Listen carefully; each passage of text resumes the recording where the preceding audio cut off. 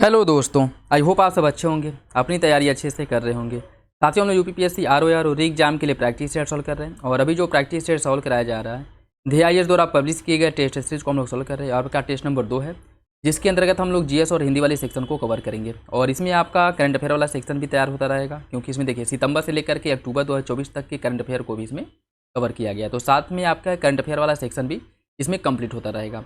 तो यह test series आप लोगों के लिए इंपॉर्टेंट होने वाला है। आरओआर के पॉइंट ऑफ व्यू से जो भी DIS में या संस्कृत IAS में GS वर्ल्ड में जो भी प्रैक्टिस सेट अभी चल रहे हैं, सारे टेस्ट सीरीज आपको कंडक्ट कराए जाएंगे, कंप्लीट कराए जाएंगे। आप लोग बस मेरे साथ बने रहिए। बाकी आपके एग्जाम के पॉइंट ऑफ व्यू से जो इंपॉर्टेंट मटेरियल्स हैं, जो भी कंटेंट है, वो सब आपको प्रोवाइड कराया जाएगा। और इसके लिए देखिए एक करंट अफेयर का वीडियो भी आप लोगों के लिए लाया जाएगा, जिसमें दो, वैसे एक नहीं दो रहेगा, जिसमें एक वीडियो में हम लोग जो नेशनल करंट अफेयर है उसे कवर करेंगे और एक वीडियो में जो है हम लोग यूपी स्पेशल जो करंट अफेयर है उसको कवर करेंगे। तो उसमें जो है पूरे करंट अफेयर को 6 या 8 महीने के करंट अफेयर को प्रॉपर कवर किया जाएगा, जिससे कि करंट अफेयर वाला सेक्शन भी आप लोगों का अच्छे से तैयार होता रहे। ठीक है, बाकी इस वीडियो में हम लोग GS वाले सेक्शन को कवर करेंगे और हिंदी वाले सेक्शन को अगले वीडियो में कवर किया जाएगा। तो अगर आप लोग चैनल पर नए हैं तो सब्सक्राइब कर ले और बेल आइकन को प्रेस कर ले, जिससे वीडियो के महत्वपूर्ण नोटिफिकेशन आप लोगों को मिलता रहे।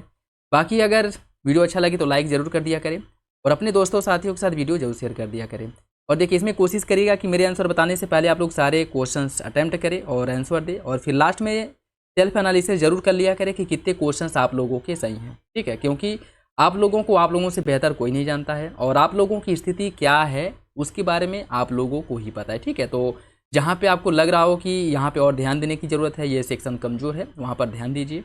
बाकी जिसमें आप लोग अच्छा परफॉर्म कर रहे हैं उस पर थोड़ा कम ध्यान दीजिए। ठीक है, क्योंकि किसी एक सब्जेक्ट में मास्टर बन करके PhD करके आप अगर ये सोचे कि एग्ज़ाम को क्लियर कर लेंगे तो नहीं। ठीक है, एग्ज़ाम ओरिएंटेड जब तक तैयारी नहीं करेंगे तब तक कुछ नहीं होने वाला है।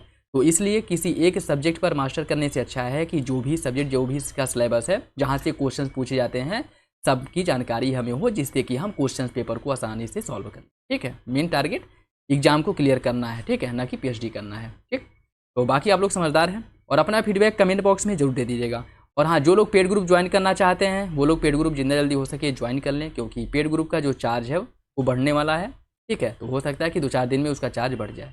ठीक, जहाँ पे आपको वेरियस कोचिंग सेंटर्स के टेस्ट सीरीज प्रोवाइड कराए गए हैं। ठीक, और उसमें आपको ऐसा नहीं है कि जो है बहुत पुराने टेस्ट सीरीज प्रोवाइड कराए गए हैं, सभी वही टेस्ट सीरीज है जो अभी इस समय चल रहे हैं। ठीक है, इस समय जो टेस्ट सीरीज चल रहे हैं वही टेस्ट सीरीज आपको वहाँ भी प्रोवाइड कराया गया है, इसलिए इंपॉर्टेंट हो जाता है। तो आप लोग जरूर ज्वाइन कर ले टेस्ट सीरीज। और उसके साथ साथ ऐसा नहीं कि बस वहाँ पे टेस्ट सीरीज भी प्रोवाइड कराया जा रहा है, टेस्ट सीरीज के साथ साथ वहाँ पर आपको करंट अफेयर मैगजीन जो है वो भी देखने को मिल जाएगा। और उसके अंतर्गत आपको स्टडी फॉर सिविल सर्विसेज हो गया, फिर से मेक IAS हो गया, इन दोनों के मैगजीन आप लोगों को वहाँ पे मंथली मैगजीन प्रोवाइड करा दिए गए हैं। और उसके साथ साथ जो मिसलेनियस वाला वीडियो है SSCS का, स्टडी फॉर सिविल सर्विसेज का, ठीक है, और यूपी से रिलेटेड जो फैक्ट वाली वीडियो, वो PDF हैं, वो सब भी वहाँ पे प्रोवाइड करा दिया जा रहा है। ठीक है, जिससे कि आप लोगों की तैयारी अच्छी हो। ठीक है, और बाकी अगर आप लोगों को ऐसा लगता है कि और भी कुछ वहाँ पे प्रोवाइड कराया जाना चाहिए तो ग्रुप में जो लोग मेंबर ऐड हैं वो बता सकते हैं। और अब तक जो है 100 से अधिक लोग ज्वाइन कर चुके हैं और अपनी तैयारी अच्छे से कर रहे हैं। तो बाकी जो लोग ज्वाइन करना चाहते हैं ज़रूर ज्वाइन कर लें।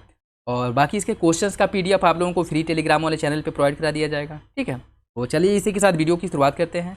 बाकी आप लोग अपना फीडबैक कमेंट बॉक्स में ज़रूर दे दिया करें। और ये देखिए आपका इंग्लिश वाला सेक्शन है, जो लोग इंग्लिश में सॉल्व करना चाहते हैं, इंग्लिश वाले जो PDF है या इंग्लिश वाला जो सेक्शन है उसको पॉज करके वहाँ से क्वेश्चंस को अटेम्प्ट कर सकते हैं। ठीक है, देखिए क्वेश्चन नंबर फर्स्ट, सितंबर 2024 में भारत की पहली सिलिकॉन कार्बाइड विनिर्माण सुविधा का शिलान्यास कहाँ किया गया? लखनऊ, नोएडा, भुवनेश्वर या फिर बेंगलुरु? इसका सही आंसर हो जाएगा ऑप्शन सी, भुवनेश्वर। भुवनेश्वर उड़ीसा में किया गया था। और इसकी अगर हम बात करें, भुवनेश्वर के इन्फो वैली स्थित पार्क में इसका स्थापना किया गया है। ठीक है, और यह भारत की पहली सिलिकॉन कार्बाइड विनिर्माण सुविधा वाला केंद्र है, इसलिए और ज़्यादा इंपॉर्टेंट हो जाता है। तो सही आंसर इसका सी हो जाएगा, भुवनेश्वर। सितंबर 2024 में उत्तर प्रदेश सरकार ने डेटा सेंटर स्थापित कर सुरक्षित डेटा भंडारण को बढ़ावा देने के लिए कितने निवेश का लक्ष्य किया है? मतलब कितना निवेश लाने का टारगेट रखा गया है? 3,000 करोड़ रुपये, 30,000 करोड़ रुपये, 20,000, 40,000 या फिर 50,000? कौन सा विकल्प इसका सही होगा? इसका सही आंसर हो जाएगा ऑप्शन ए, 30,000 करोड़ रुपये निवेश प्राप्त करने का लक्ष्य रखा गया है। ठीक है, देखिए सितंबर 2024 में उत्तर प्रदेश सरकार द्वारा डेटा सेंटर स्थापित कर सुरक्षित डेटा भंडारण को बढ़ावा देने के लिए 30,000 करोड़ रुपये के निवेश को आकर्षित करने का लक्ष्य रखा गया है। इसका जो सही आंसर है वो हो जाएगा ऑप्शन ए। भारत टैक्स 2025 को आयोजन जो हुआ था, भारत टैक्स 2025 के आयोजन का मुख्य कार्यक्रम कहाँ आयोजित किया गया था? अहमदाबाद, ग्रेटर नोएडा, मुंबई या फिर नई दिल्ली? इसका जो सही आंसर है वो हो जाएगा ऑप्शन डी। इसका आयोजन किया गया था नई दिल्ली में, नई दिल्ली में इसका आयोजन किया गया था। ठीक है, और अगर इसके बारे में हम देखें तो इसका जो आयोजन है 14 से लेकर के 17 फरवरी 2025 के बीच में किया गया था। और जो आपके दिल्ली का भारत मंडपम है, दिल्ली स्थित भारत मंडपम में इसका आयोजन किया गया था, ये भी याद रखेगा। फरवरी 2025 में इसका आयोजन हुआ था, इसलिए इंपॉर्टेंट हो जाता है। सही आंसर डी हो जाएगा, नई दिल्ली। किन्हें अक्टूबर 2024 में टाटा ट्रस्ट का नया अध्यक्ष बनाया गया था? एन चंद्रशेखरन, नोवल टाटा, जिमी टाटा या फिर शांतनु नायडू? इसका जो सही आंसर है वो हो जाएगा ऑप्शन बी। नोएल नवल टाटा को टाटा ट्रस्ट का नया अध्यक्ष बनाया गया था। सही आंसर इसका बी हो जाएगा। ठीक है, सही आंसर हो जाएगा इसका ऑप्शन बी। रतन टाटा की मृत्यु के बाद इनको बनाया गया चेयरमैन, ऑप्शन बी हो जाएगा। उत्तर प्रदेश जनसंख्या नीति 2021 से 30 के अनुसार किस वर्ष तक प्रजनन दर को 2.1 तक लाने का लक्ष्य रखा गया है? 2025, 2026, 2030 या फिर 2030? इसका 2035? इसका जो सही आंसर है क्या होगा? उत्तर प्रदेश जनसंख्या नीति 2021-22 के अंतर्गत उत्तर प्रदेश का बताना है कि प्रजनन दर को 2.1% तक लाने का लक्ष्य कब तक रखा गया है? इसका सही आंसर हो जाएगा ऑप्शन बी, 2026 तक, अर्थात अगले वर्ष तक लाने की बात की गई है, तो इसलिए इंपॉर्टेंट हो जाता है। ऑप्शन बी इसका सही है। ठीक, ऑप्शन बी सही हो जाएगा। और इसके बारे में अगर और हम कुछ देखें तो मुख्यमंत्री योगी आदित्यनाथ द्वारा विश्व जनसंख्या दिवस जो प्रत्येक वर्ष 11 जुलाई को मनाया जाता है, इसी दिन उत्तर प्रदेश जनसंख्या नीति 21 से लेकर के 23 को क्या किया गया था? घोषित किया गया था। ठीक, और इस नीति में कुल प्रजनन दर को 2026 तक 2.1% लाने का टारगेट रखा गया है और 2030 तक इसे 1.9% पे लाने का बात किया गया है। ठीक है, लाने का टारगेट रखा गया। तो ऐसा नहीं है कि यही पूछ ले कि अगर ये पूछ ले कि 1.9% लाने का टारगेट कब रखा गया है तो उसका हो जाएगा 2030, और अगर ये पूछ ले कि 2.1 पर लाने का टारगेट कब रखा गया है तो वो हो जाएगा 2026। ठीक है, तो इसमें क्या पूछ रहा है कि 2.1, तो इसका हो जाएगा ऑप्शन बी, 2026। ठीक, ऑप्शन बी इसका सही हो जाएगा। क्रिटिकेल की एक संकरी प्रजाति है किसकी? गेहूं धान के मध्य की, धान एवं राई के मध्य, गेहूं एवं राई या फिर धान एवं मक्का? इसका जो सही आंसर है वो हो जाएगा ऑप्शन सी, गेहूं और राई के मध्य यह एक संकर प्रजाति है क्रिटिकेल। ठीक, ऑप्शन सी इसका सही हो जाएगा, ऑप्शन सी इसका सही है। निम्नलिखित में से कौन हाल ही में उत्तर प्रदेश राज्य महिला आयोग की अध्यक्ष बनी है? अपर्णा यादव, बबीता चौहान, चारू चौधरी या फिर डॉक्टर प्रियंका मौर्य? इसका सही आंसर क्या होगा? इसका जो सही आंसर है वो हो जाएगा ऑप्शन बी, बबीता चौहान को उत्तर प्रदेश महिला आयोग का अध्यक्ष बनाया गया है। सही आंसर इसका बी हो जाएगा। इब्न बतूता के श्रुति लेखों के लिखने के लिए स्थानीय शासकों ने किसे नियुक्त किया था? इब्न बतूता के जो श्रुत लेख है इसको लिखने के लिए स्थानीय शासकों द्वारा किसे नियुक्त किया गया था? अबू इनान फारिस, इब्न जुजाई अल नववी या फिर इब्न खलदून? इसका सही आंसर क्या होगा? इसका सही आंसर हो जाएगा ऑप्शन बी, इब्न जुजाई को नियुक्त किया गया था, ऑप्शन बी हो जाएगा। ठीक है, देखिए भारतीय उपमहाद्वीप और चीन की यात्रा के बाद जब इब्न बतूता वापस लौटा तो स्थानीय शासकों द्वारा उसके श्रुतलेख को लिपिबद्ध करने के लिए इब्न जुजाई को नियुक्त किया गया था। सही आंसर इसका बी हो जाएगा। नेक्स्ट देखिए, इसमें सूची फर्स्ट को सूची सेकंड से सम्मिलित करना है। कुछ यात्री और देश दिया गया। मार्को पोलो किस देश का था? मार्को पोलो की अगर हम बात करें, यह इटली का निवासी था मार्को पोलो। दुआर्तो बारबोसा यह पुर्तगाली नागरिक था। और एंटोनियो मानसरेट था। ठीक है, एंटोनियो मानसरेट की बात करें तो यह स्पेन का था। और पीटर मुंडी था इंग्लैंड का। इसका सही आंसर 2, 1, 4, 3 हो जाएगा, ऑप्शन डी इसका सही है। बाकी इंग्लिश वाला है, आप लोग इसे देख लीजिएगा। ठीक है,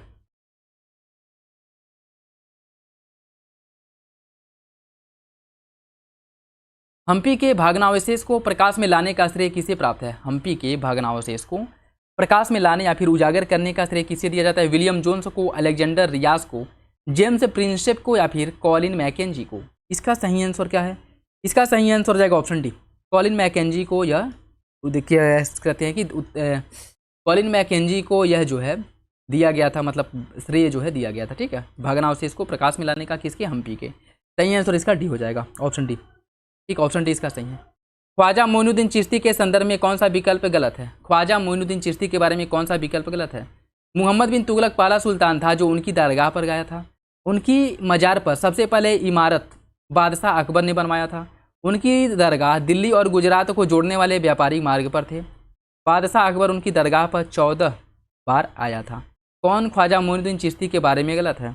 इसका सही आंसर बी हो जाएगा। उनकी मज़ार पर सबसे पहले इमारत अकबर द्वारा बनवाया गया था, यह विकल्प गलत है। ख्वाजा मोइनुद्दीन चिश्ती की मज़ार पर सबसे पहले जो इमारत बनवाया गया था वह मालवा के सुल्तान गियासुद्दीन खिलजी द्वारा बनवाया गया था। ठीक है, मालवा के सुल्तान गियासुद्दीन खिलजी ने बनवाया था। तो इसका जो सही आंसर है वो हो जाएगा आपका ऑप्शन बी, गियासुद्दीन खिलजी जो मालवा का सुल्तान था इसके द्वारा सबसे पहले इमारत बनवाया गया था ख्वाजा मोइनुद्दीन चिश्ती की दरगाह पर। ऑप्शन बी इसका सही हो जाएगा। विजयनगर साम्राज्य में अमर नायक कौन थे? विजयनगर साम्राज्य के अंतर्गत अमर नायक किसे कहा जाता था? युद्ध में वीरगति पाए राज्य के सेनापति, राज्यों के वंशानुगति सैनिक सुरक्षाकर्मी, सैनिक कमांडर जिन्हें प्रशासन के लिए राज्य क्षेत्र दिया जाता था, या फिर मंदिरों के पुजारी? इसका सही आंसर हो जाएगा ऑप्शन सी, सैनिक कमांडर जिन्हें प्रशासन के लिए राज्य हेतु दिया जाता था। प्रशासन की सुरक्षा के लिए राज्य जो है, राज्यों के क्षेत्र दिए जाते थे, उन्हें कहा जाता था अमर नायक। सही आंसर इसका सी हो जाएगा ऑप्शन सी, अमर नायक जो है सैनिक कमांडर थे विजयनगर साम्राज्य के अंतर्गत, जो प्रशासन के लिए राज्य क्षेत्र जिन्हें दिया जाता था। यह कृषकों, शिल्पकर्मियों और व्यापारियों से भू राजस्व व अन्य कर भी वसूलते थे। सही आंसर सी हो जाएगा। आइन में वर्गीकृत पोलज जमीन के बारे में देखिए। वह जमीन जिस पर प्रत्येक वर्ष कृषि की जाती हो, वह जमीन जिस पर एक वर्ष के अंतराल पर कृषि होती हो, वह जमीन जिस पर 3 या 4 वर्ष के अंतराल पर खेती हो, मतलब 3-4 वर्ष खाली छोड़ने के बाद, परती छोड़ने के बाद उस पर खेती हो, या फिर वह जमीन जिस पर 5 या उससे ज़्यादा वर्षों के बाद खेती होती हो। कौन सा विकल्प इसमें से सही है पोलज भूमि के बारे में? इसका सही आंसर हो जाएगा ऑप्शन ए, पोलज भूमि उसे कहा जाता था जिस पर प्रत्येक वर्ष कृषि होती थी। ऑप्शन ए इसका सही हो जाएगा, ऑप्शन ए सही है। जाट सरदार बदन सिंह को ब्रजराज की उपाधि किसने दिया था? सफदरजंग ने, महाराजा अजीत सिंह ने, अहमद शाह या फिर सवाई जय सिंह? किसके द्वारा इन्हें ब्रजराज की उपाधि दी गई थी? इसका सही आंसर है ऑप्शन डी, सवाई जय सिंह ने इनको ब्रजराज की उपाधि दी थी। ठीक है, देखिए सरदार जो जाट सरदार बदन सिंह थे, इनको सवाई जय सिंह द्वारा ब्रजराज की उपाधि दी गई थी। ऑप्शन डी इसका सही हो जाएगा, ऑप्शन डी। निम्नलिखित युद्धों को कालक्रम में व्यवस्थित कीजिए। अंबर का युद्ध, वाडिवास का युद्ध, चिलियावाला का युद्ध और सबराव का युद्ध। इसे जो है आपको सम्मिलित करना है। ठीक है, अंबर के युद्ध की अगर हम बात करें, अंबर का युद्ध हुआ था 1749 ईस्वी में। अंबर का युद्ध 1749 में हुआ था, 1749 में। वाडिवास का युद्ध लड़ा गया था 1760 में, 1760 में वाडिवास का युद्ध लड़ा गया था। चिलियावाला का युद्ध जो है यह हुआ था आपका 1849 में, 1849 में चिलियावाला का युद्ध लड़ा गया था। सबराव का युद्ध लड़ा गया था 1846 में, 1846 में सबराव का युद्ध लड़ा गया था। इसका जो सही आंसर है वो हो जाएगा 1 2 4 3, 1 2 4 3। ऑप्शन बी इसका सही है, ऑप्शन बी हो जाएगा। अल्फांसो डी अल्बुकर्क के बारे में कौन सा विकल्प गलत है? वह भारत में पुर्तगाली शक्ति का वास्तविक संस्थापक था। उसने पुर्तगालियों को स्थानीय महिलाओं से विवाह करने के लिए प्रोत्साहित किया। पुर्तगाली वायसराय के रूप में उसने कोचीन में प्रथम पुर्तगाली दुर्ग का स्थापना करवाया। उसके नेतृत्व में पुर्तगालियों ने 1510 ईस्वी में गोवा पर कब्जा कर लिया। कौन सा विकल्प इसमें से गलत है?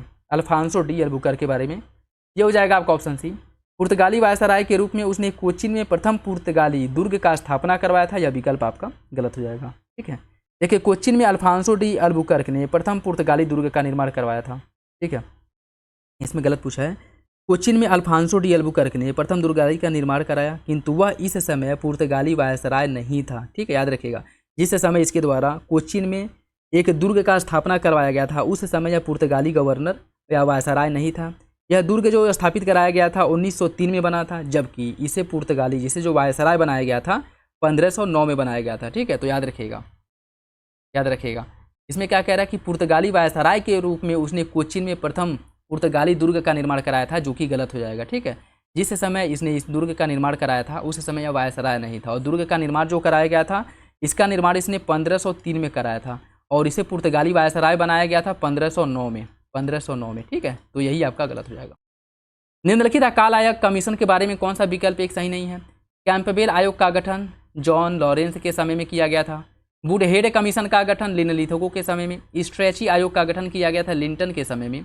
और लायल आयोग का या लॉयल कमीशन का गठन एल्गिन द्वितीय के समय में किया गया था। कौन सा विकल्प गलत है? और ये भी याद रखिएगा ये सभी जो है अकाल से संबंधित समितियां हैं। ठीक है, ये सभी अकाल आयोग है। ठीक है, इसमें बताना है कौन सा विकल्प गलत है। इसका सही आंसर हो जाएगा ऑप्शन बी, वुडहेड कमीशन जो है वेवेल के समय में गठित किया गया था। ठीक है, वुडहेड कमीशन का गठन किया गया था वेवेल के समय में, वेवेल के समय में इसका गठन किया गया था वुडहेड समिति। ठीक है, तो सही आंसर इसका बी हो जाएगा, यही गलत है, बाकी तीनों विकल्प सही हो जाएंगे। ऑल इंडिया ट्रेड यूनियन की स्थापना, ऑल इंडिया ट्रेड यूनियन की स्थापना 31 अक्टूबर 1920 को की गई थी। इसका पहला सम्मेलन 1920 बम्बई में आयोजित किया गया था। इसके प्रथम सम्मेलन की अध्यक्षता तत्कालीन कांग्रेस के अध्यक्ष लाला लाजपत राय ने किया था। कौन सा विकल्प इसके बारे में सही है ये आपको बताना है। देखिए इसका जो सही आंसर है वो हो जाएगा ऑप्शन डी, तीनों विकल्प सही हैं। All India trade union Congress का जो स्थापना किया गया था 31 अक्टूबर 1920 को किया गया था, बात बिल्कुल ठीक है। पहला इसका जो अधिवेशन या सम्मेलन हुआ था मुंबई में आयोजित किया गया था 1920 में ही, ये बात भी बिल्कुल ठीक है। और इसके पहले जो अध्यक्ष बने थे उस समय के तत्कालीन जो कांग्रेस के अध्यक्ष लाला लाजपत राय थे, इनके द्वारा इसकी अध्यक्षता की गई थी, ये बात भी बिल्कुल ठीक है। सही आंसर डी हो जाएगा।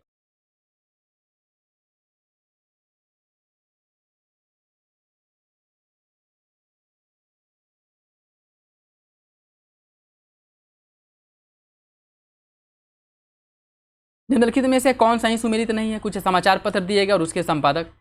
स्टेट्समैन का जो समाचार पत्र है, स्टेट्समैन समाचार पत्र का संपादन रॉबर्ट नाइट ने किया था।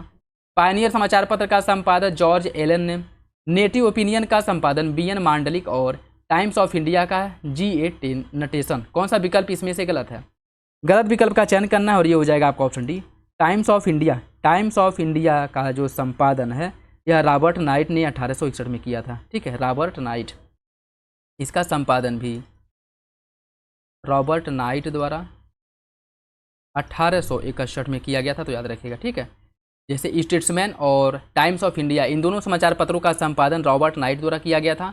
पायनियर का जॉर्ज एलन ने किया था। ठीक है, पायनियर का जॉर्ज एलन ने और नेटिव ओपिनियन का वी एन मांडलिक ने। पूछा कौन सा विकल्प गलत है, वो हो जाएगा ऑप्शन डी। भारतीय रियासतों के साथ संबंध पर बटलर आयोग का गठन निम्नलिखित में से किस गवर्नर जनरल के कार्यकाल में किया गया था। Lord Willingdon, Irwin, Lord Reading या फिर लॉर्ड लिनलिथ को। इसका सही आंसर क्या होगा। देखिए इसका जो सही आंसर है वो हो जाएगा आपका ऑप्शन बी। इरविन के समय में हर्टोग बटलर समिति का गठन किया गया था, जिसका मुख्य उद्देश्य उस समय के जो गवर्नर जनरल थे या ब्रिटिश रूल था, ब्रिटिश शासन था, और जो देसी रियासत थे इनके बीच संबंधों को सुधारना। और इसका जो गठन किया गया था बटलर आयोग का, इसका गठन हुआ था 1927 में, ये भी याद रखिएगा 1927 में इसका गठन किया गया था। ठीक, ऑप्शन बी इसका सही हो जाएगा। नेक्स्ट देखिए, इसमें सूची फर्स्ट को सूची सेकंड से सम्मिलित करना है। कुछ बांध दिए गए हैं और नदी दिया गया है। अलमट्टी बांध का निर्माण किस पे किया गया है। अलमट्टी बांध का निर्माण हुआ है कृष्णा नदी पर। मेजा बांध का निर्माण कोठारी नदी पर किया गया है। हीराकुंड बांध का निर्माण किया गया है महानदी पर। और मेट्टूरू बांध का निर्माण किया गया है कावेरी नदी पर। ठीक है, मेजा बांध का जो निर्माण है या कोठारी नदी पर, ठीक है कोठारी, और मेट्टूरू बांध का निर्माण किया गया है कावेरी नदी पर। इसका जो सही आंसर है वो हो जाएगा 3, 2, 4, 1 option B. Option B, option B. कौन इसमें से सही सुमिलित नहीं है। कुछ राष्ट्रीय उद्यान और राज्य दिया गया है। वंशदा राष्ट्रीय उद्यान है गुजरात में, अंसी राष्ट्रीय उद्यान कर्नाटक में है, गिंडी राष्ट्रीय उद्यान तमिलनाडु में, और बुक्सा राष्ट्रीय उद्यान उत्तराखंड में। कौन सा गलत है। इसका जो सही आंसर है वो हो जाएगा ऑप्शन डी, बुक्सा राष्ट्रीय उद्यान उत्तराखंड में नहीं है। बुक्सा राष्ट्रीय उद्यान की अगर हम बात करें यह पश्चिम बंगाल में है, पश्चिम बंगाल में है बुक्सा राष्ट्रीय उद्यान। ठीक, तो सही आंसर इसका डी हो जाएगा। निम्नलिखित जलप्रपातों में कौन कर्नाटक में नहीं है। कुचिकल, थलायार, बरकाना या फिर गोकक। कौन सा जलप्रपात कर्नाटक राज्य में स्थित नहीं है। देखिए थुलायार जलप्रपात या कर्नाटक में नहीं है। थुलायार जलप्रपात की बात करें यह आपके तमिलनाडु राज्य में स्थित है। बाकी कुचिकल, बरकाना और गोकक यह तीनों जलप्रपात कर्नाटक में है, जबकि थलायार जलप्रपात तमिलनाडु राज्य में स्थित है। सही आंसर इसका बी हो जाएगा। निम्नलिखित में से कौन झारखंड के बॉक्साइट क्षेत्र के अंतर्गत नहीं आता है। कौन झारखंड के बॉक्साइट क्षेत्र के अंतर्गत नहीं आता है। सरगुजा, लातेहार, गुमला या फिर लोहरदंगा। कौन इसमें से बताना है झारखंड का बॉक्साइट क्षेत्र नहीं है। इसका सही आंसर ये हो जाएगा सरगुजा। सरगुजा बॉक्साइट क्षेत्र या बॉक्साइट क्षेत्र है, लेकिन यह झारखंड में नहीं बल्कि छत्तीसगढ़ में है। यह जो बॉक्साइट क्षेत्र है यह छत्तीसगढ़ में है। सही आंसर इसका ए हो जाएगा। सरगुजा बॉक्साइट क्षेत्र है छत्तीसगढ़ में, बाकी गुमला, लातेहार और लोहरदंगा यह तीनों झारखंड में स्थित है बॉक्साइट क्षेत्र। सही आंसर ए हो जाएगा। सूची फर्स्ट को सूची सेकंड से सम्मिलित कीजिए। जनजाति और निवास स्थल। नागा जनजाति का जो निवास स्थल है यह मणिपुर में है। नागा जनजाति मणिपुर में निवास करती है। लेप्चा जनजाति का निवास स्थान सिक्किम में है। कोटा जनजाति जो है यह पाई जाती है या फिर यह निवास करती है तमिलनाडु में। और टोटो जनजाति पश्चिम बंगाल में। टोटो जनजाति पश्चिम बंगाल में। इसका सही आंसर 2, 1, 3, 4 ऑप्शन सी हो जाएगा। 2, 1, 3, 4। निम्नलिखित नियमों में से कौन एक सही सुमिलित नहीं है। कुछ प्रदेश और पर्वत शिखर दिए गए। तमिलनाडु का सर्वोच्च शिखर है दोदाबेट्टा। केरल में स्थित है अनाईमुडी। कर्नाटक में मुल्लायनगिरी है और उड़ीसा में है डोल्लीगुट्टा। कौन सा विकल्प गलत है। इसका सही आंसर डी हो जाएगा। डोल्लीगट्टा की बात करें तो यह जो है उड़ीसा नहीं बल्कि तेलंगाना में है। तेलंगाना में। इसका सही आंसर हो जाएगा ऑप्शन डी। ऑप्शन डी गलत है। बाकी दोदाबेट्टा तमिलनाडु में है, अनाईमुडी केरल में है और मुल्लायनगिरी जो है कर्नाटक में है और डोलीगट्टा तेलंगाना में है। Option D. सूची फर्स्ट को सूची सेकंड से सुनित कीजिए। जलप्रपात लिविंग स्टोन जलप्रपात किस नदी पर बना है? लिविंग स्टोन जलप्रपात का निर्माण किया गया कांगो नदी पर। लिविंग स्टोन जलप्रपात का निर्माण कांगो नदी पर किया गया है।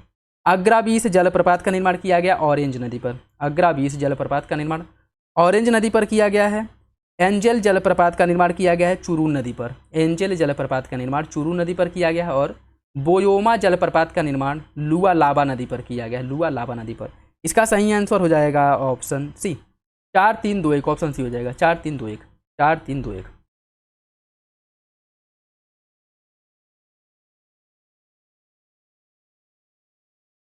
निम्नलिखित आदिवासियों में कौन अफ्रीका की निवासी नहीं है? बंटू, न्यूर, इफी या फिर सेमांग? कौन सा विकल्प गलत है? इसका सही आंसर डी हो जाएगा। सेमांग जनजाति कहाँ निवास करती है? सेमांग की अगर हम बात करें तो मलय प्रायद्वीप मुख्य रूप से मलेशिया वाले क्षेत्र में, ठीक है।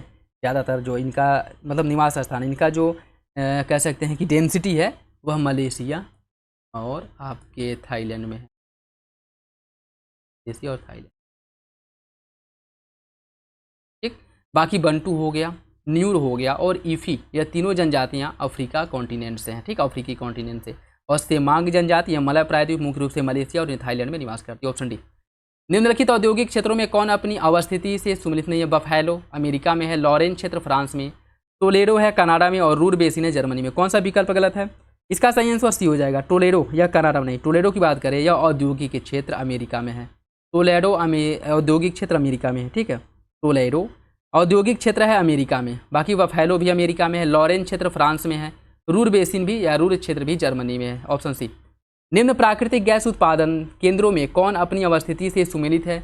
मोसूल है ईरान में, आबादान रूस में है, दहरान है इराक में और अल लादम है सऊदी अरेबिया में। कौन सा विकल्प इसमें से गलत है? कौन सा विकल्प प्राकृतिक गैस और अपनी अवस्थिति से कौन इसमें से सुमेलित है, सही सुमेलित है, यह बताना है। इसका जो सही आंसर है वो हो जाएगा आपका ऑप्शन डी।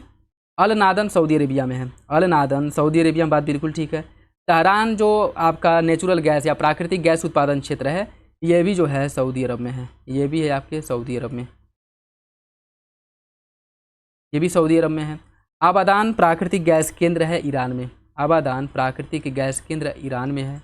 और मोसूल, बसरा, टिकरित, इसकी हम बात करें तो यह आपके इराक में है। इराक में, ठीक है। मोसूल भी है वहीं पे, बसरा और टिकरित, यह तीनों इराक में है। आबादान है ईरान में, दहरान सऊदी अरेबिया में है और अल लादम सऊदी अरेबिया में। और ये सभी जो है प्राकृतिक गैस उत्पादन के महत्वपूर्ण केंद्र है। इसका पूछा है कौन सा विकल्प सही सुमेलित है, तो वो हो जाएगा आपका ऑप्शन, इसका जो सही आंसर डी हो जाएगा, ठीक है। अल लादम सऊदी अरेबिया, ऑप्शन डी। निम्नलिखित में से कौन सा इसे सूची फर्स्ट को सूची सेकेंड से सुमेलित करना? देश और राजधानी दी गई। तंजानिया की राजधानी क्या है? तंजानिया की राजधानी है डोडोमा। युगांडा की राजधानी है कंपाला। युगांडा की राजधानी कंपाला है। जाम्बिया की राजधानी है लुसाका। जाम्बिया की राजधानी लुसाका है। और नाइजीरिया की राजधानी है अबूजा। इसका जो सही आंसर वो हो जाएगा 2, 4, 1, 3, option D. Option D. Nurek बांध निम्नलिखित में से किस नदी पर नूरेक बांध का निर्माण किया गया? बक्स नदी, डिकेसेंस नदी, फेदर नदी या फिर कुरुवे नदी? इसका सही आंसर ऑप्शन है बक्स नदी पर नूरेक बांध का निर्माण किया गया है। नूरेक बांध का निर्माण बक्स नदी पर किया गया। और अगर ये पूछ ले कि है कहाँ पर यह, तो याद रखिएगा यह जो है ताजिकिस्तान में है, ठीक है। ताजिकिस्तान में सही आंसर इसका ए हो जाएगा। सरकारी विधेयक के संदर्भ में कौन सा विकल्प गलत है? सरकारी विधेयक के बारे में कौन सा विकल्प गलत है? गलत विकल्प का चयन करना है, गलत विकल्प का। यह विधि के परामर्श से संबंधित विभाग द्वारा तैयार किया जाता है। सदन में पेश करने के लिए 15 दिन का नोटिस देना चाहिए। सदन में अस्वीकृत होने पर सरकार को इस्तीफा देना पड़ता है और इसे संसद में मंत्री द्वारा पेश किया जाता है। इसमें बताना है कौन सा विकल्प सरकारी विधेयक के बारे में कौन सा विकल्प सही, कौन सा विकल्प गलत है। देखिए इसकी अगर हम बात करें, इसका जो सही आंसर वो हो जाएगा सदन में पेश करने के लिए 15 दिनों का नोटिस देना होता है, यह बात गलत है, ठीक है। सरकारी विधेयक को सदन में पेश करने के लिए 7 दिन पूर्व नोटिस देना होता है, ठीक है। 7 दिन पूर्व नोटिस देना होता है, न कि 15 दिन। तो ये आपका गलत हो जाएगा। बाकी जब विधि के परामर्श से संबंधित विभागों द्वारा तैयार होता है, बात बिल्कुल ठीक है। सदन में अस्वीकार होने पर सरकार को इस्तीफा देना पड़ता है, मतलब इसका ये होता है कि यह जो मंत्री होते हैं वह सत्तारूढ़ दल से रिलेटेड होते हैं और उनके द्वारा पेश किया गया कोई विधेयक अगर पास नहीं होता है, इसका मतलब यह है कि सरकार अपना विश्वास मत खो चुकी है, तो उसको जो है क्या देना पड़ता है, इस्तीफा देना पड़ता है। बात भी बिल्कुल ठीक है। और इसे किसी मंत्री द्वारा ही, अगर देखिए सरकारी विधेयक है तो उसे किसी मंत्री द्वारा पेश किया जाएगा, और अगर किसी मंत्री द्वारा पेश नहीं किया जा रहा है तब वह सरकारी विधेयक नहीं होगा। ठीक है, तो ये बात भी बिल्कुल ठीक है, बी इसका गलत हो जाएगा। निम्नलिखित में से कौन सा विकल्प, इसमें देखिए कुछ प्रश्न की प्रकृति और सूची तारांकित प्रश्न, ये क्वेश्चन हम लोग सॉल्व कर चुके हैं। ठीक है, तो सूची फर्स्ट को सूची सेकंड से सम्मिलित करना है। तारांकित प्रश्न जो पूछे जाते हैं इनका जो पृष्ठ है किस कलर का होता है? तारांकित प्रश्न का जो पृष्ठ है यह हरे रंग का होता है, और तारांकित प्रश्न का पृष्ठ होता है सफ़ेद रंग का होता है। अल्प सूचना का जो प्रश्न है इसका जो पृष्ठ होता है, अल्प सूचना के प्रश्न का पृष्ठ हल्के गुलाबी रंग का होता है। ठीक है, हल्के गुलाबी रंग का। और प्राइवेट सदस्यों द्वारा जो प्रश्न पूछा जाता है इनका पृष्ठ पीले रंग का होता है। ठीक है, पीले रंग का।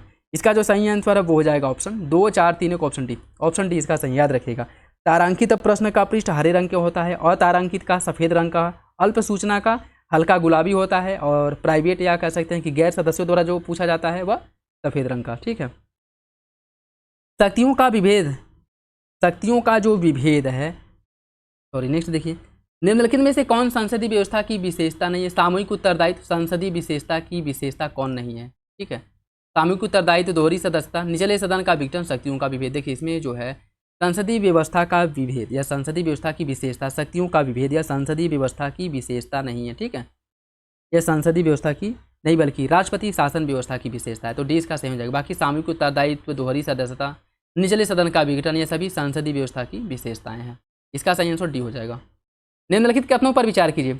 अनुच्छेद 358 स्वतः ही आपातकाल की घोषणा होने पर अनुच्छेद 19 के अंतर्गत मूल अधिकार निलंबित हो जाते हैं। 358 की घोषणा बाह्य तथा आंतरिक दोनों आपात के दौरान की जाती है, बाह्य और आंतरिक दोनों आपात के दौरान की जाती है। कौन सा विकल्प इसका सही है ये आपको बताना है। इसका सही आंसर हो जाएगा ऑप्शन ए, पहला सही है, दूसरा गलत हो जाएगा। दूसरा गलत है, क्यों? क्योंकि अनुच्छेद 358 के अंतर्गत जो आपातकाल की घोषणा की जाती है वह केवल बाह्य आक्रमण के आधार पर किया जाता है, याद रखिएगा, केवल बाह्य आक्रमण के आधार पर किया जाता है। ठीक है, तो सही आंसर इसका ए हो जाएगा, ऑप्शन ए इसका सही है। और इसके अंतर्गत अनुच्छेद 358 के अंतर्गत जो मूल अधिकार दिए जाते हैं, ठीक है, अनुच्छेद 358 के अंतर्गत अनुच्छेद 19 में दिए गए मूल अधिकार स्वतः ही निलंबित हो जाएंगे जैसे आपातकाल लागू होगा। और 359 के अंतर्गत, अनुच्छेद 359 के अंतर्गत अनुच्छेद 20 और 21 में जो मौलिक अधिकार दिए गए इनको छोड़ करके अगर राष्ट्रपति को लगता है कि अन्य मौलिक अधिकारों के निलंबन की आवश्यकता है तो वह अन्य मौलिक अधिकारों के निलंबन का क्या कर सकता है, घोषणा कर सकता है। ठीक है, और यह जो आपातकाल लागू होता है वह केवल बाह्य आपातकाल या कह सकते हैं कि जो मतलब बाह्य आक्रमण है उसी आधार पर हो सकता है। ठीक है, पहला सही है, दूसरा गलत हो जाएगा। बाकी ये इंग्लिश वाला सेक्शन है, आप लोग इसे देख लीजिएगा। ठीक है, निम्नलिखित आयोगों में कौन कार्मिक मंत्रालय के अंतर्गत नहीं आता है? केंद्रीय सूचना आयोग, कर्मचारी चयन आयोग, राष्ट्रीय अनुसंधान एजेंसी या फिर केंद्रीय अन्वेषण ब्यूरो। कौन इसमें से कार्मिक मंत्रालय के अंतर्गत नहीं आता है? इसका सही आंसर सी हो जाएगा, राष्ट्रीय अनुसंधान एजेंसी। राष्ट्रीय अनुसंधान एजेंसी या गृह मंत्रालय के अंतर्गत कार्य करता है, यह जो है गृह मंत्रालय के अंतर्गत कार्य करता है, गृह मंत्रालय के अंतर्गत कार्य करता है। बाकी केंद्रीय सूचना आयोग, कर्मचारी चयन आयोग और केंद्रीय अन्वेषण ब्यूरो, यह तीनों जो है कार्मिक मंत्रालय के अंतर्गत कार्य करते हैं। इसका सही आंसर सी हो जाएगा। सीबीआई के संदर्भ में निम्नलिखित में से कौन सा विकल्प गलत है? इसकी स्थापना 1963 में गृह मंत्रालय के एक संकल्प द्वारा किया गया था। इसकी स्थापना की अनुशंसा संस्थानम समिति ने की थी। इसे शक्ति दिल्ली विशेष पुलिस अधिष्ठान अधिनियम 1946 से प्राप्त होता है। सीबीआई अकादमी नई दिल्ली में अवस्थित है। कौन सा विकल्प इसमें से गलत है? गलत विकल्प का चयन करना है। इसका जो सही आंसर है वो हो जाएगा ऑप्शन डी, सीबीआई अकादमी नई दिल्ली नहीं, कहाँ पे है? सीबीआई अकादमी की अगर हम बात करें, सीबीआई अकादमी उत्तर प्रदेश के गाजियाबाद में स्थित है। ठीक है, या आपके उत्तर प्रदेश के गाजियाबाद में है, उत्तर प्रदेश के गाजियाबाद में। तो सही आंसर इसका डी हो जाएगा, ऑप्शन डी इसका सही है। निम्नलिखित में से कौन सा विटामिन जल में घुलनशील नहीं है? एस्कार्बिक अम्ल, कैल्सीफेरॉल, थायमिन और राइबोफ्लेविन। कौन इसमें से जल में घुलनशील नहीं है? इसका सही आंसर हो जाएगा option B, calciferol, vitamin D, यह जल में घुलनशील नहीं है। ठीक है, बाकी ascorbic acid, vitamin C, thiamine और राइबोफ्लेविन, विटामिन बी, यह सभी जो है जल में घुलनशील है। सही आंसर इसका डी हो जाएगा, सॉरी बी हो जाएगा। हिपैरिन के स्रावण से रक्त रुधिर वाहिनियों में नहीं जमता, इसका स्रावण कौन करता है? हिपैरिन के स्रावण से रक्त रुधिर वाहिनियों में नहीं जमता है, इसका स्रावण कहाँ से होता है? थायराइड ग्रंथि से, पीनियल ग्रंथि से, अधिवृक्क ग्रंथि से या फिर यकृत से। इसका सही आंसर क्या है? इसका सही आंसर डी हो जाएगा, यकृत से इसका स्रावण होता है। ठीक है, देखिए यकृत कोशिकाओं द्वारा हिपैरिन का स्त्राव किया जाता है जो रक्त को पतला करने वाला पदार्थ है और यह रक्त के थक्के बनने से क्या करता है, रोकता है। सही आंसर डी हो जाएगा। निम्नलिखित कथनों पर विचार कीजिए। एपिग्लोटिस भोजन को निगलने के समय श्वास नली को बंद कर देता है ताकि भोजन श्वास मार्ग में न जा सके। ग्रास नली और अमाशय के बीच पाइलोरिक वाल्व पाया जाता है जो भोजन को वापस ग्रास नली में जाने से रोकता है। कौन सा विकल्प इसका सही होगा? इसका सही आंसर हो जाएगा ऑप्शन ए, पहला सही है दूसरा गलत है। ठीक है, पहला सही दूसरा गलत। देखिए पाइलोरिक वाल्व जो है यह अमाशय और छोटी आंत के मध्य में पाया जाता है जो भोजन को वापस ग्रास नली में जाने से रोकता है। ठीक है, सही आंसर इसका ए हो जाएगा, पहला सही है दूसरा गलत। निम्न प्रदूषक के कारण ब्लैक फुट रोग, किस प्रदूषण के कारण ब्लैक फुट रोग होता है? नाइट्रस, नाइट्रेट, आयरन, लेड और सैनिक या फिर फ्लोराइड, किसके कारण ब्लैक फुट रोग होता है आपको बताना है। इसका सही आंसर हो जाएगा ऑप्शन सी, आर्सेनिक के कारण होता है। ठीक है, देखिए आर्सेनिक के संपर्क में आने के बाद ब्लैक फुट बीमारी होती है और यह एक गंभीर बीमारी है। ठीक है, यह एक गंभीर बीमारी है। सही आंसर इसका सी हो जाएगा। ठीक है, ऑप्शन सी इसका सही है। कोलाइड विलयन एक समांगी मिश्रण होता है। कोलाइड विलयन टिंडल प्रभाव उत्पन्न करता है। कौन सा विकल्प इसका सही है? इसका सही आंसर भी हो जाएगा, दूसरा सही है पहला गलत है, पहला गलत है। कोलाइड विलयन की बात करें तो यह समांगी नहीं बल्कि विषमांगी मिश्रण होता है। ठीक है, समांगी नहीं विषमांगी मिश्रण होता है। कोलाइड विलयन जो है यह एक विषमांगी मिश्रण है, यह एक विषमांगी मिश्रण। ठीक है, तो पहला आपका गलत हो जाएगा, दूसरा सही है। ग्रीष्म ऋतु की दोपहर में किसी खुले मैदान में दृष्टिपात के दौरान जमीन के ऊपर वायु कंपदीप्त क्यों दिखाई देता है? सूर्य के प्रकाश के परिवर्तन के कारण, सूर्य के प्रकाश के अपवर्तन के कारण, सूर्य प्रकाश के विवर्तन या फिर सूर्य के प्रकाश के सकल आंतरिक परावर्तन के कारण। इसका सही आंसर क्या है? इसका सही आंसर ये हो जाएगा, सूर्य के प्रकाश परावर्तन के कारण जो है जमीन के ऊपर वायु कंपदित दिखाई देता है। ठीक है, सही आंसर इसका ये हो जाएगा, ऑप्शन ए इसका सही है, ऑप्शन ए सही हो जाएगा। पादप एवं जंतुओं के बीच की संयोजक कड़ी, पादप एवं जंतुओं के बीच की संयोजक कड़ी किसे कहा जाता है? पैरामीशियम, युगलिना, शैवाल या फिर अमीबा, किसे कहते हैं? ये कहा जाता है युगलिना को, ऑप्शन बी हो जाएगा। पादप और जंतुओं के बीच की जो संयोजक कड़ी है वो युगलिना है। सही आंसर इसका बी। निम्नलिखित कथनों पर विचार कीजिए। राजकोषीय घाटा सरकार की कुल उधारी आवश्यकता को दर्शाता है और यह राजस्व प्राप्ति और कुल व्यय के बीच का अंतर होता है।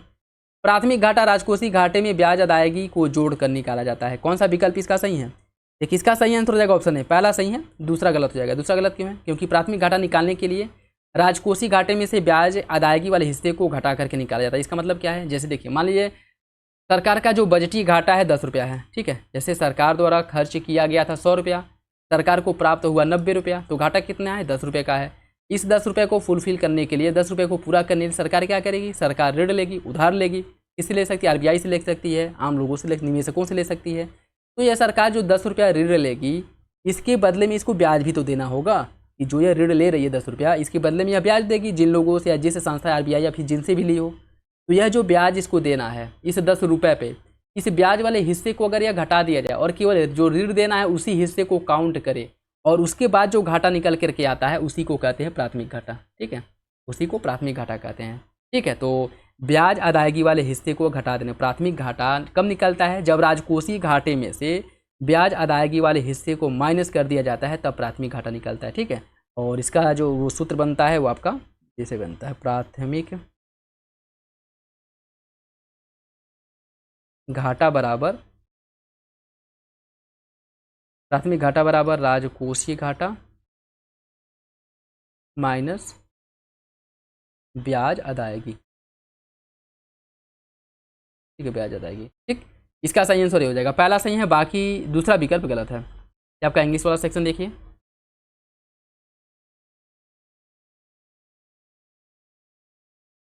निम्नलिखित कथनों में से कौन सा एक विकल्प गलत है? भारत की संचय नीति का जो अस्तित्व है संविधान के अनुच्छेद 266 में इसका उल्लेख किया गया है। भारत की आकस्मिकता निधि केंद्रीय संसद के अधीन रखा गया एक अग्रदाय है। राजस्व बजट में सरकार की राजस्व प्राप्ति और राजस्व व्यय शामिल होता है। पूंजीगत प्राप्ति सरकार द्वारा लिए गए ऋण है और इन्हें बाजार ऋण कहा जाता है। कौन सा विकल्प इसमें से गलत है यह बताना है। देखिए इसका जो सही आंसर है वो हो जाएगा ऑप्शन बी। इसमें गलत पूछा है और वो आपका बी हो जाएगा। ठीक है, बी हो जाएगा। देखिए भारत की आकस्मिकता निधि जो है यह भारत के राष्ट्रपति के अधीन रखा गया एक अग्रदाय है, न कि संसद के। ठीक है, तो बी गलत हो जाएगा। केंद्रीय बजट 24-25 के बारे में देखिए। इसके लिए केंद्रीय बजट 24-25 में कुल व्यय कितने लाख करोड़ रुपए का बात किया गया है, मतलब आवंटन किया है कि कुल व्यय जो किया जाएगा वो 48.21 लाख करोड़ रुपये का व्यय किया जाएगा। सही आंसर इसका ए हो जाएगा। राष्ट्रीय डॉल्फिन शोध केंद्र कहाँ पे स्थित है? पटना, कोलकाता, वाराणसी या फिर भागलपुर? इसका सही आंसर हो जाएगा ऑप्शन ए, पटना में स्थित है राष्ट्रीय डॉल्फिन शोध केंद्र, और यह भारत का पहला डॉल्फिन शोध केंद्र है। ऑप्शन ए इसका सही हो जाएगा। ऑप्शन ए इसका सही हो जाएगा। पर्यावरण प्रदर्शन सूचकांक 2024 में 180 देशों की सूची में भारत को कौन सा स्थान प्राप्त हुआ था? 10वां, 176वां, 180 या फिर 60? इसका सही आंसर हो जाएगा ऑप्शन सी, भारत 176वें नंबर पे था। और भारत सरकार द्वारा इस रिपोर्ट को मानने से इनकार कर दिया गया था, क्योंकि भारत की स्थिति इसमें बहुत ही नीचे दिखाई गई थी, बहुत ही नीचे दर्शाई गई थी। ठीक है, सही आंसर इसका सी हो जाएगा। प्रकाश रासायनिक धूम कोहरा नाइट्रोजन के ऑक्साइड NOx, ओजोन O3 और पेरोक्सी एसिटिल नाइट्रेट से बनता है। PAN ओजोन और स्मॉग द्वितीयक प्रदूषक के उदाहरण हैं। कौन सा विकल्प इसका सही है? इसका सही आंसर सी हो जाएगा। दोनों विकल्प इसका सही है, दोनों विकल्प सही हो जाएगा। निम्नलिखित कथनों पर विचार कीजिए। राइकेन जल प्रदूषण के महत्वपूर्ण सूचक होते हैं। फ्लाई ऐश कोयले के दहन से उत्पन्न होता है, फ्लाई ऐश कोयला के दहन से उत्पन्न होता है, और लाइकेन जल प्रदूषण का सूचक है। कौन सा विकल्प इसमें सही होगा? इसका जो सही आंसर है वो हो जाएगा ऑप्शन बी। दूसरा तो सही है, पहला गलत है। लाइकेन की अगर हम बात करें, यह वायु प्रदूषण का सूचक है। जिन क्षेत्रों में वायु प्रदूषण अधिक होता है वहाँ पे लाइकेन नहीं पाए जाते हैं। ठीक है, तो यह जो है वायु प्रदूषण का सूचक है, न कि जल प्रदूषण। ठीक है, तो इसका सही आंसर हो जाएगा आपका ऑप्शन बी। दूसरा सही है, पहला गलत। दूसरा सही है, पहला गलत। अम्ल वर्षा में नीचे दिए गए कौन से प्रदूषण वर्षा है जल एवं हिम को प्रदूषित करते हैं? सल्फर डाइऑक्साइड, नाइट्रोजन के ऑक्साइड, कार्बन डाइऑक्साइड या फिर मीथेन? कूट के हिसाब से सही आंसर का चयन करना है। इसका सही आंसर हो जाएगा ऑप्शन बी, सल्फर डाइऑक्साइड और नाइट्रोजन के ऑक्साइड। ठीक है, सल्फर डाइऑक्साइड और नाइट्रोजन के ऑक्साइड अम्ल वर्षा के निर्माण के मुख्य कारक होते हैं। अम्ल वर्षा जो वर्षा जल और हिम के प्रदूषित करता है, और इस कारण झीलें, नदियों और तालाबों इत्यादि पर हानिकारक प्रभाव देखने को मिलता है। सही आंसर इसका भी हो जाएगा। इसके साथ साथ ऐसा नहीं है कि बस नदी या जलीय क्षेत्रों पर ही इसका नकारात्मक प्रभाव पड़ता है, पौधों पर भी या पादपों पर भी इसका नकारात्मक प्रभाव पड़ता है। ठीक है, सही आंसर भी हो जाएगा। ग्रीन कार्बन एवं ब्लू कार्बन के परिप्रेक्ष्य में निम्नलिखित कथनों पर विचार कीजिए। ग्रीन एवं ब्लू कार्बन वातावरण से हरित गृह गैसों के अधिग्रहण का कार्य करते हैं। प्रकाश संश्लेषण की क्रिया द्वारा वातावरण की CO2 से जो कार्बन निकल करके पौधे और मिट्टियों में संग्रहित होता है उसे ग्रीन कार्बन कहते हैं। वायुमंडलीय कार्बन जब तटीय एवं समुद्री परितंत्र के मैंग्रोव वन, समुद्री घास और अंतर ज्वारीय लवण दलदलों में जमा हो जाता है तब उसे ब्लू कार्बन कहते हैं। फूड के हिसाब से बताइए इसका सही आंसर क्या होगा?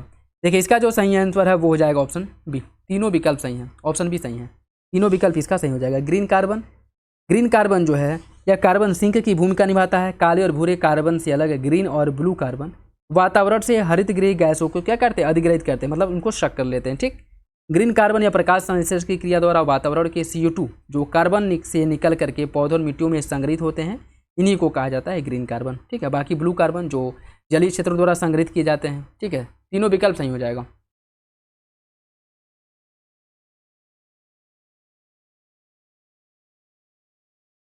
दो 2050 के लिए नेट जीरो लक्ष्य के संदर्भ में कौन सा विकल्प सही है? इसका अभिप्राय है कि देश को 2050 तक उसके उत्सर्जन को 1.5 डिग्री सेल्सियस वृद्धि तक सीमित करना है। इसका अभिप्राय है कि किसी देश के उत्सर्जन की क्षतिपूर्ति वातावरण से ग्रीन हाउस गैसों का निराकरण तथा अवशोषण होगा। कौन सा विकल्प इसका सही होगा? इसका जो सही आंसर है वो हो जाएगा ऑप्शन सी। दोनों विकल्प सही हैं, दोनों विकल्प इसका सही हो जाएगा। ऑप्शन सी है। जलवायु स्मार्ट कृषि के लिए वैश्विक गठबंधन GSCSA के संदर्भ में निम्नलिखित में से कौन सा विकल्प सही है? GSCSA की स्थापना 2014 में जलवायु स्मार्ट कृषि के लिए एक समावेशी और बहुहितधारक मंच के रूप में की गई थी। इसका विजन जलवायु परिवर्तन को स्थिति में खाद्य सुरक्षा, पोषण और लचीलापन सुनिश्चित करना। इसका सही आंसर क्या होगा? इसका सही आंसर सी हो जाएगा। दोनों विकल्प जलवायु स्मार्ट कृषि के बारे में सही है, ऑप्शन सी सही हो जाएगा। निम्नलिखित कथनों पर विचार कीजिए। मॉन्ट्रियल प्रोटोकॉल के अंतर्गत विकसित और विकासशील देशों में ओजोन अवक्षयकारी पदार्थों ODS को चरणबद्ध तरीके से समाप्त करने के लिए एक समय सीमा निर्धारित की गई थी।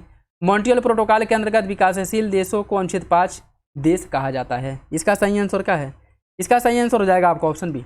दूसरा सही है, पहला गलत है। ठीक है, दूसरा सही है, पहला गलत हो जाएगा। मॉन्ट्रियल प्रोटोकॉल की अगर हम बात करें, इसके अंतर्गत विकसित और विकासशील देशों में ओजोन क्षयकारी पदार्थ जो हैं इनको चरणबद्ध तरीके से समाप्त करने के लिए अलग अलग समय सीमा दी गई थी। ठीक है, जैसे विकसित देशों के लिए यह 1996 था। विकसित देशों के लिए कहा गया था कि 1996 तक यह जो ग्रीन हाउस गैस, जो ओजोन क्षयकारी पदार्थ हैं, इसको 1996 तक समाप्त करेंगे। और जो विकासशील देश हैं इनके लिए समय सीमा 2010 निर्धारित की गई थी। ठीक है, तो विकसित देश और विकासशील देश इन दोनों के लिए जो टाइम है वो अलग अलग था। ठीक है, विकसित देशों के लिए यह जो था वह आपका 1996 था, और विकासशील देशों के लिए यह जो है विकासशील देशों के लिए ये जो समय सीमा है वो आपका 2010 था। ठीक है, तो पहला आपका इसमें क्या पूछा, कौन सा विकल्प सही है, दूसरा सही हो जाएगा, पहला गलत है, पहला गलत। और विकासशील देशों को इसका जो मॉन्ट्रियल प्रोटोकॉल का अनुच्छेद 5 है इसके अंतर्गत रखा गया विकासशील देशों को, तो ये बात बिल्कुल ठीक है। सूची फर्स्ट को सूची सेकंड से सम्मिलित कीजिए। गोल क्रांति के अंतर्गत, देखिए गोल क्रांति के अंतर्गत क्या आता है, गोल क्रांति के अंतर्गत आ जाएगा आपका आलू उत्पादन। धूसर क्रांति के अंतर्गत क्या आता है, धूसर क्रांति के अंतर्गत उर्वरक उपभोग उत्पादन उसका जो है इसके अंतर्गत आता है। नीली क्रांति के अंतर्गत जो है वो आ जाएगा आपका मत्स्य उत्पादन, और गुलाबी क्रांति के अंतर्गत झींगा उत्पादन आता है। इसका जो सही आंसर है वो हो जाएगा ऑप्शन डी, 4, 1, 2, 3, ऑप्शन डी सही है, ऑप्शन डी इसका सही हो जाएगा। समताप मंडल ओजोन के रिक्तीकरण 6 के निम्नलिखित में से कौन से प्रभाव होते हैं, परावैंगनी विकिरण में वृद्धि होगी, अवरक्त विकिरण में वृद्धि होगी, चर्म कैंसर में वृद्धि होगी, चर्म कैंसर में वृद्धि होगी, स्थलीय वनस्पति और जीव जंतुओं पर महत्वपूर्ण प्रभाव पड़ेगा, मोतियाबिंद के केसों में कमी आएगी। कौन सा विकल्प इसके बारे में सही है, इसका जो सही आंसर है वो हो जाएगा ऑप्शन बी, ऑप्शन बी 1, 3, 4, 1, 3, 4। ठीक है, इसे परावैंगनी विकिरण में वृद्धि होगी, बात बिल्कुल ठीक है। अवरक्त विकिरण में वृद्धि होगी, ये बात गलत हो जाएगा। ठीक है, चर्म कैंसर जैसे जो आपके परावैंगनी किरण आएंगे इनसे चर्म कैंसर में वृद्धि होगी, बात बिल्कुल ठीक है। स्थलीय वनस्पति और जीव जंतुओं पर इसका नकारात्मक प्रभाव पड़ेगा नकारात्मक। ठीक है, ये बात भी ठीक है। मोतियाबिंद के केस में कमी नहीं, मोतियाबिंद के केस में वृद्धि होगी ना कि कमी आएगा। ठीक है, तो 1, 3, 4 सही है, बाकी जो है 2 और 5 गलत हो जाएगा। ध्रुवीय समताप मंडल मेघ को मदर ऑफ पर्ल क्लाउड कहा जाता है। ध्रुवीय भंवर तापमान -80 डिग्री सेंटीग्रेड होता है जो ध्रुवीय समताप मंडल बादलों के निर्माण में सहायता करता है। ध्रुवीय समताप मंडलीय बादल ओजोन विघटन हेतु जिम्मेदार होते हैं। कौन सा विकल्प इसका सही है, इसका सही आंसर हो जाएगा ऑप्शन सी, तीनों विकल्प सही हैं, ऑप्शन सी सही हो जाएगा, ऑप्शन सी इसका सही है, तीनों विकल्प जो है सही हो जाएंगे। ठीक है, ताप विद्युत संयंत्रों में कोयले के दहन से निम्नलिखित में से किन का उत्सर्जन होता है, सल्फर के ऑक्साइड, पार्टिकुलेट मैटर या फिर पारा। कूट के हिसाब से बताइए सही आंसर क्या होगा, इसका सही आंसर ऑप्शन टी हो जाएगा। ठीक, ऑप्शन डी हो जाएगा। ताप विद्युत संयंत्रों से सल्फर के ऑक्साइडों का भी उत्सर्जन होता है, जो पार्टिकुलेट मैटर है इनका भी उत्सर्जन होता है, और पारा का भी उत्सर्जन होता है। ठीक है, सही आंसर इसका डी हो जाएगा। यदि किसी पौधे की विशिष्ट जाति को वन्यजीव सुरक्षा अधिनियम, वन्यजीव सुरक्षा संरक्षण अधिनियम 1972 की अनुसूची 4 में रखा गया है, तो इसका तात्पर्य क्या है। देखिए, इसकी अगर हम बात करें, वन्यजीव संरक्षण अधिनियम की अनुसूची 4 में अगर किसी को रखा गया है, किसी भी विशिष्ट पौधे को रखा गया है, तो ये भारत के कुछ इलाकों में ही पाई जाती हैं, और इनकी खेती करना या इनके व्यापार करने से पहले निर्धारित प्रक्रिया के अनुसार सरकार की अनुमति लेना जरूरी होगा, आवश्यक होगा। ठीक है, तो इसका जो सही आंसर है वो हो जाएगा आपका ऑप्शन ए। उस पौधे की खेती करने के लिए लाइसेंस लेने की आवश्यकता होती है, जैसे भांग हो गया, गांजा वगैरह हो गया। ठीक, ऑप्शन ए। निम्नलिखित में से कौन सी वायुमंडलीय परत जैविक क्रियाओं के लिए सबसे महत्वपूर्ण है, समताप मंडल, आयन मंडल, मध्य मंडल या फिर क्षोभ मंडल। इसका सही आंसर क्या है, इसका सही आंसर डी हो जाएगा, क्षोभ मंडल, ऑप्शन डी, ऑप्शन डी सही है। निम्नलिखित रेगिस्तानों पर विचार कीजिए, उन्हें कालक्रम में उनके आकार के बढ़ते क्रम में लगाना है। ठीक है, इनके आकार के बढ़ते क्रम में लगाना है। देखिए, आकार के बढ़ते क्रम में अगर हम बात करें तो आ जाएगा आपका गोबी मरुस्थल पहले नंबर पे, गोबी मरुस्थल के बाद आ जाएगा आपका अरेबियन मरुस्थल दूसरे नंबर पे। ठीक है, अरेबियन मरुस्थल, फिर आपका ग्रेट ऑस्ट्रेलियन मरुस्थल तीसरे, और सहारा मरुस्थल जो है चौथे नंबर पे आ जाएगा।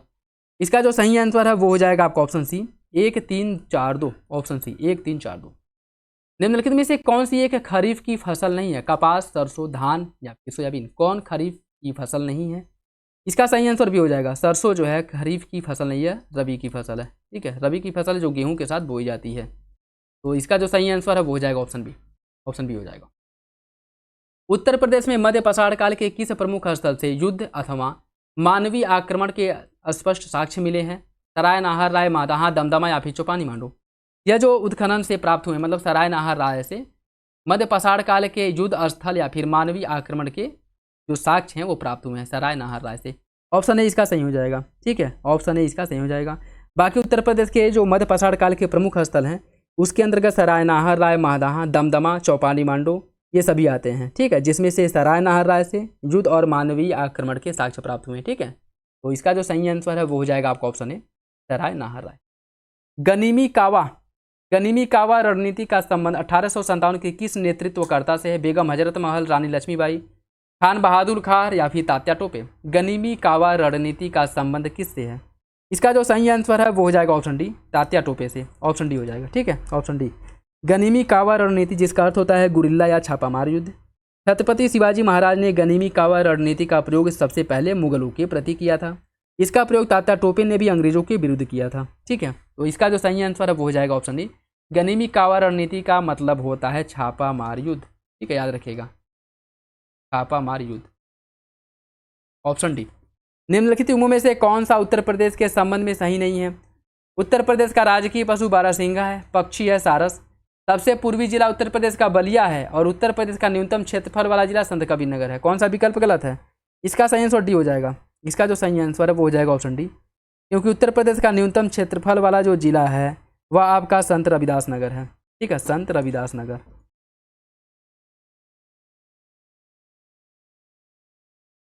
संत रविदास नगर, इसका जो सही आंसर है वो हो जाएगा ऑप्शन डी। दीर्घावधि तक उच्च कर एवं निम्न सार्वजनिक व्यय के कारण अर्थव्यवस्था में अचानक नकदी की कमी हो जाती है। यह घटना को क्या कहा जाता है? Fiscal drag, fiscal Cliff, crowding out effect, या फिर उपरोक्त में से कोई नहीं।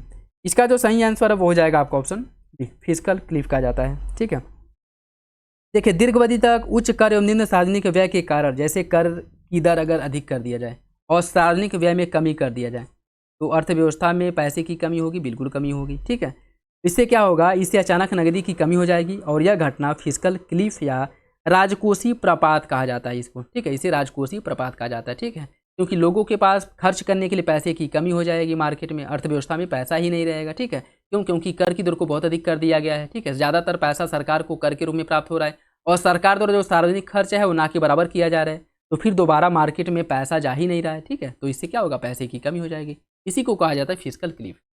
निम्नलिखित में से कौन एक लघु प्लेट है? प्रशांत महासागरीय प्लेट, नजका, यूरेशियन, या फिर अटलांटिक? इसका सही आंसर क्या है? इसका सही आंसर हो जाएगा ऑप्शन बी, नजका प्लेट एक लघु प्लेट है। बाकी प्रशांत प्लेट, यूरेशियन प्लेट और अंटार्कटिका प्लेट है, तीनों बृहद प्लेट हैं। ठीक है, तीनों बृहद प्लेट के अंतर्गत आ जाएंगे। इसका जो सही आंसर है वो भी हो जाएगा। ये आपका है हिंदी वाला सेक्शन, यहाँ से आप लोग देख लेंगे। बाकी देखिए, वीडियो अगर अच्छा लगे तो लाइक ज़रूर कर दिया करें, और अपने दोस्तों साथियों के साथ वीडियो जरूर शेयर कर दें। ठीक है, और अपना फीडबैक कमेंट बॉक्स में जरूर दिया करें। 17वें राष्ट्रीय फिल्म पुरस्कार के अंतर्गत संपूर्ण मनोरंजन प्रदान करने वाली सर्वश्रेष्ठ लोक फिल्म का पुरस्कार जो कांतारा को मिला, यह किस भाषा में थी? तमिल, तेलुगु, मलयालम, या फिर कन्नड़? इसका सही आंसर डी है, यह कन्नड़ की मूवी थी। ठीक, ऑप्शन डी हो जाएगा। प्रयागराज में महाकुंभ 2025 के बहुरंगी लोगों का अनावरण मुख्यमंत्री योगी आदित्यनाथ ने कब किया था? इस लोगों का जो अनावरण किया गया था 6 अक्टूबर 2024 को किया गया था। 6 अक्टूबर 2024 को सही आंसर इसका हो जाएगा। भारत के मुख्य न्यायाधीश के क्रम में नवंबर 2024 में नवनियुक्त भारत के मुख्य न्यायाधीश संजीव खन्ना का स्थान किस नंबर का है? संजीव खन्ना या 51वें मुख्य न्यायाधीश थे, ऑप्शन बी। निम्नलिखित भाषा समूह में से 19 चिन्हित कीजिए जिसे अक्टूबर 2024 के दौरान केंद्रीय मंत्रिमंडल ने शास्त्रीय भाषा के रूप में मंजूरी दी थी। वो कौन सी भाषाएं थी? देखिए, इसकी अगर हम बात करें, यह इसके अंतर्गत मराठी, पाली, प्राकृत, असमिया और बंगाली, इनको शास्त्रीय भाषा का दर्जा दिया गया था। तो इसका जो सही आंसर है वो हो जाएगा ऑप्शन डी। इसका जो सही आंसर है वो हो जाएगा ऑप्शन डी। ऑप्शन डी सही है। निम्नलिखित कथनों पर विचार कीजिए। शंघाई सहयोग संगठन 23वीं बैठक 16 अक्टूबर 2024 को इस्लामाबाद में आयोजित की गई थी, और भारत ने 2017 में आस्ताना शिखर सम्मेलन के दौरान शंघाई सहयोग संगठन की संपूर्ण सदस्यता प्राप्त की थी। इसका सही आंसर क्या होगा? इसका सही आंसर सी हो जाएगा, और इसमें भारत का नेतृत्व जो है विदेश मंत्री एस जयशंकर द्वारा किया गया था, ये भी याद रखिएगा। ठीक है, फॉरेन मिनिस्टर एस जयशंकर ने इसमें भारत का नेतृत्व किया था। सही आंसर इसका सी है, और उस समय सबसे ज़्यादा जो न्यूज़ में था वो यही सम्मेलन था। ठीक है, अक्टूबर 2024 के दौरान WHO ने भारत को निम्नलिखित में से किस रोग से मुक्त घोषित कर दिया है? पोलियो, कलरा, चेचक, या फिर ट्रैकोमा? इसका सही आंसर क्या है? इसका सही आंसर हो जाएगा ऑप्शन डी, ट्रैकोमा से भारत को मुक्त कर दिया गया है WHO द्वारा। ठीक है, WHO द्वारा, ऑप्शन डी। निम्नलिखित कथनों पर विचार कीजिए। 1661 में पुर्तगालियों ने अपनी राजकुमारी कैथरीन ऑफ ब्रेगेजा का विवाह ब्रिटेन के सम्राट चार्ल्स द्वितीय के साथ किया, और इस उपलक्ष्य में मुंबई अंग्रेजों को दहेज के रूप में प्रदान किया गया। 1668 में चार्ल्स द्वितीय ने मुंबई ईस्ट इंडिया कंपनी को 60 पाउंड वार्षिक किराए के बदले में व्यापार करने के लिए दे दिया। कौन सा विकल्प इसका सही होगा? इसका सही आंसर हो जाएगा ऑप्शन ए। पहला सही है, दूसरा गलत है। ठीक है, दूसरा गलत क्यों है? क्योंकि यह जो दिया गया था यह 60 पाउंड वार्षिक किराए पर नहीं बल्कि 10 पाउंड वार्षिक के किराए पर दिया गया था। ठीक है, तो पहला सही है, दूसरा गलत हो जाएगा। फ्रांसीसी व्यापारिक कंपनी फ्रांसीसी देश इंड से ओरिएंटाले की स्थापना किस समय फ्रांस के सम्राट ने की थी? लुई द्वादश, लुई त्रयोदश, लुई चतुर्दश, या फिर लुई पंचदश? इसमें आपको बताना है कि इसके समय में किया गया था। देखिए इसका जो सही आंसर है वो हो जाएगा आपका ऑप्शन सी। लुई 14वें के समय में फ्रांसीसी कंपनी फ्रांसेस देश इंस ओरियंताले की स्थापना की गई थी, ऑप्शन सी हो जाएगा। ठीक है, लुई 14वें के समय में। 1857 के विद्रोह के बाद लखनऊ पुनर्विजय निम्नलिखित में से किसने किया था? Colonel Neil, Colin Campbell, major Henry Havelock या फिर जेम्स आउटरम। कौन सा विकल्प इसका सही है? इसका सही आंसर भी हो जाएगा कॉलिन कैंपबेल द्वारा। ठीक है, कॉलिन कैंपबेल द्वारा जो है, कॉलिन कैंपबेल ने गोरखा रेजिमेंट की सहायता से लखनऊ पर पुनः अधिकार कर लिया था। ये भी याद रखेगा, गोरखा रेजिमेंट की सहायता से अधिकार किया गया था। ठीक है, गोरखा रेजिमेंट की सहायता से अधिकार किया गया था, सही आंसर भी हो जाएगा। भूदान आंदोलन के अंतर्गत विनोबा भावे को प्रथम भू अनुदान निम्नलिखित में से किस स्थान पर मिला था? नदिया, पोचमपल्ली, अन्नावरम या फिर रामपाड़ा। इसका जो सही आंसर है वो हो जाएगा ऑप्शन बी, पोचमपल्ली में। ठीक है, पोचमपल्ली जो गांव है यहाँ पर मिला था सबसे पहले। ठीक है, तो इसका जो सही आंसर है वो हो जाएगा आपका option B. All India spinners association की स्थापना किसके द्वारा की गई थी? महात्मा गांधी, जवाहरलाल नेहरू, वीपी वाडिया या फिर केटी शाह।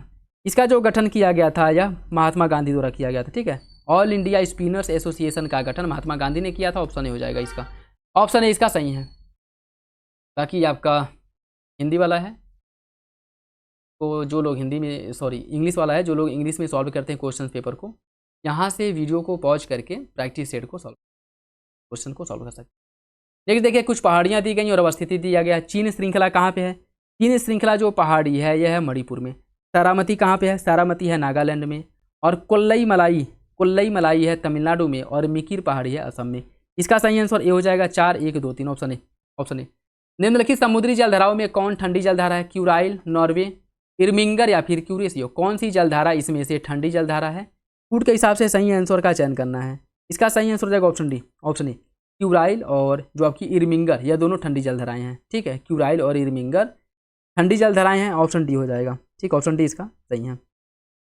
निम्नलिखित में से कौन भारतीय जैवमंडल अच्छी क्षेत्र यूनेस्को के वैश्विक नेटवर्क में शामिल नहीं है? मानस, नोकरेक, डिब्रू साइखोवा या फिर अचानकमार। फूड के हिसाब से बताइए सही आंसर क्या होगा? इसका सही आंसर हो जाएगा मानस और डिब्रू साइखोवा, यह दोनों जो है भारतीय जैवमंडल अच्छी क्षेत्र के यूनेस्को के वैश्विक नेटवर्क में शामिल नहीं है। ठीक है, मानस और डिब्रू साइखोवा जैवमंडल क्षेत्र हैं जो कि यूनेस्को के वैश्विक नेटवर्क में शामिल नहीं है। जैवमंडल क्षेत्र हैं लेकिन यूनेस्को के वैश्विक नेटवर्क में इनको शामिल नहीं किया गया है, ऑप्शन ए हो जाएगा। सैडलर कमीशन के बारे में देखिए कौन सा विकल्प सही है? स्कूली शिक्षा को 12वीं वर्ष होनी चाहिए और अध्यापकों के प्रशिक्षण हेतु व्यवस्था की जानी चाहिए। महिला शिक्षा के लिए एक विशेष बोर्ड की नियुक्ति की जानी चाहिए। सैडलर कमीशन की जो रिपोर्ट आई थी उसमें कौन से सुझाव दिए गए थे आपको बताना है। फूड के हिसाब से आपको सही आंसर का चयन करना है। देखिए इसका जो सही आंसर है वो हो जाएगा ऑप्शन सी, 1, 2, 3, तीनों विकल्प सही हो जाएगा। तीनों विकल्प इसका सही है। नेक्स्ट देखिए, सूची फर्स्ट को सूची सेकंड से सम्मिलित करना है। अंतर्राष्ट्रीय सूर्य दिवस कब मनाया जाता है? देखिए इसकी अगर हम बात करें, सूची फर्स्ट को सूची सेकंड से सम्मिलित करना है। ठीक है, सूची फर्स्ट को सूची सेकंड से सम्मिलित करना है। अंतर्राष्ट्रीय सूर्य दिवस मनाया जाता है 3 मई को। विश्व मधुमक्खी दिवस मनाया जाता है 20 मई को। 20 मई को विश्व मधुमक्खी दिवस के रूप में मनाया जाता है। विश्व सांस्कृतिक विविधता दिवस मनाया जाता है 21 मई को। और अंतर्राष्ट्रीय जैव विविधता दिवस मनाया जाता है 22 मई को। इसका जो सही आंसर है वो हो जाएगा ऑप्शन सी, 2, 1, 3, 4, ऑप्शन सी है। निम्नलिखित में से उन नवीन प्रौद्योगिकी का चयन करें जिनके माध्यम से हम खाद्य पदार्थ में कार्बन पदचिह्न को कम कर सकते हैं। Vertical farming, no till farming, परिशुद्धता किण्वन या फिर आहार की आदतों में बदलाव। कौन सा विकल्प इसका सही होगा?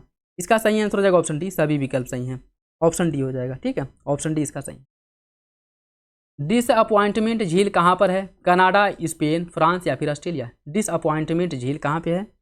देखिए डिसअपॉइंटमेंट झील की अगर हम बात करें तो यह आपके ऑस्ट्रेलिया में है, ऑप्शन डी।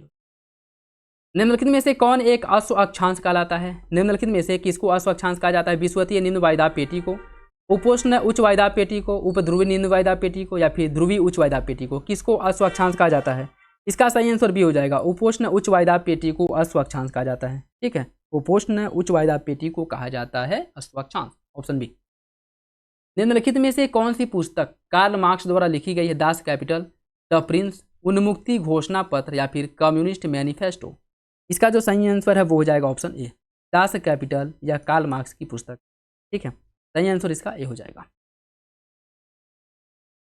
ये आपका इंग्लिश वाला सेक्शन है। अलबरूनीकृत किताबुल हिंद कितने अध्यायों में विभाजित है? 2, 20, 40, 60 या फिर 80? इसका जो विभाजन किया गया है 80 अध्यायों में किया गया। ऑप्शन डी हो जाएगा। ठीक है। दीपावली घोषणा किसने प्रस्तुत किया था? लॉर्ड माउंटबेटन ने, लॉर्ड बेबल ने, लॉर्ड इरविन ने या फिर लॉर्ड चेम्सफोर्ड ने? दीपावली घोषणा किसके द्वारा प्रस्तुत किया गया था? इसका सही आंसर सी हो जाएगा, इरविन द्वारा। लॉर्ड इरविन ने दीपावली घोषणा पत्र अक्टूबर 1929 में प्रस्तुत किया था और इस घोषणा पत्र का उद्देश्य भारत को डोमिनियन स्टेट का दर्जा देना और ब्रिटिश सरकार की मंशा को स्पष्ट करने के लिए इसे क्या किया गया था? पेश किया गया था। याद रखिएगा 1929 में इसे पेश किया गया था। ठीक है। और इसमें जो मुख्य उद्देश्य था भारत को डोमिनियन स्टेट का दर्जा देने के लिए। Option C. निम्नलिखित कथनों पर विचार कीजिए। कुकी आंदोलन मणिपुर की जनजातियों द्वारा प्रारंभ किया गया था। आदिवासियों के झूम कृषि पर प्रतिबंध व उन्हें कोथांग हेतु बाध्य करना इस आंदोलन का मूल कारण था। कौन सा विकल्प इसका सही होगा? फूट के हिसाब से सही आंसर का चयन कीजिए। इसका सही आंसर सी हो जाएगा। दोनों विकल्प सही हैं। ऑप्शन सी इसका सही है। दोनों विकल्प सही हो जाएगा। नेक्स्ट देखिए, इसमें सूची फर्स्ट को सूची सेकंड से सम्मिलित करना है। कुछ वेद दिए गए और ब्राह्मण दिए गए। जैसे ऋग्वेद का ब्राह्मण ग्रंथ कौन है? ऋग्वेद का ब्राह्मण ग्रंथ है ऐतरेय है। यजुर्वेद का ब्राह्मण ग्रंथ शतपथ ब्राह्मण है। शतपथ ब्राह्मण यजुर्वेद का ब्राह्मण ग्रंथ है। सामवेद का ब्राह्मण ग्रंथ पंचवीस है और अथर्ववेद का गोपथ है। ठीक है, अथर्ववेद का गोपथ है। इसका सही आंसर 2, 3, 4, 1 ऑप्शन डी हो जाएगा। ऑप्शन डी इसका सही है। यूनेस्को के विश्व धरोहर स्थल में शामिल होने वाला भारत में स्थित सिंधु घाटी सभ्यता का प्रथम स्थल कौन सा है? लोथल, धौलावीरा, मोहनजोदड़ो या फिर कालीबंगा? इसका सही आंसर क्या है? इसका सही आंसर हो जाएगा option B, Dholavira. Option B हो जाएगा। ठीक है, ऑप्शन बी धौलावीरा। उच्चतम न्यायालय अनुच्छेद 32 के तहत और उच्च न्यायालय अनुच्छेद 226 के तहत रीट जारी कर सकता है। यह रीट किस देश के कानून से अंतर्गत अर्थात लिया गया है? अमेरिका, ब्रिटेन, आयरलैंड या फिर ऑस्ट्रेलिया? यह जो लिया गया है ब्रिटेन के संविधान से। रीट जारी करने का जो अधिकार है ब्रिटेन के संविधान से लिया गया है, तो सही आंसर बी हो जाएगा। मूल अधिकार के तहत निम्नलिखित में से कौन स्वतंत्रता के अधिकार अनुच्छेद 19 से 22 के अंतर्गत नहीं आता है? वाक्य एवं अभिव्यक्ति की स्वतंत्रता, प्रारंभिक शिक्षा का अधिकार, शांतिपूर्वक और निरायुध सम्मेलन की स्वतंत्रता और धार्मिक कार्यों के प्रबंधन की स्वतंत्रता। कौन इसका सही विकल्प होगा? इसका सही आंसर हो जाएगा ऑप्शन डी।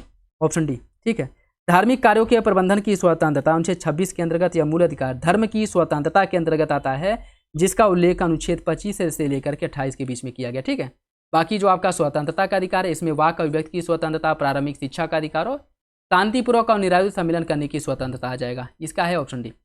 विधि का शासन का जो सिद्धांत है किस अनुच्छेद में इसका उल्लेख मिलता है? अनुच्छेद 12, 14 संविधान की प्रस्तावना या फिर अनुच्छेद 18? इसका सही आंसर क्या है? इसका सही आंसर बी हो जाएगा, अनुच्छेद 14 में, अनुच्छेद बी। ठीक है, अनुच्छेद 14 ऑप्शन बी हो जाएगा। प्रस्तावना में संदर्भित सामाजिक, आर्थिक व राजनीतिक न्याय निम्नलिखित में से कहाँ से लिया गया? सामाजिक, आर्थिक, राजनीतिक न्याय 1917 रूसी क्रांति से, फ्रांस की क्रांति से, अमेरिका की क्रांति या फिर जर्मनी की क्रांति?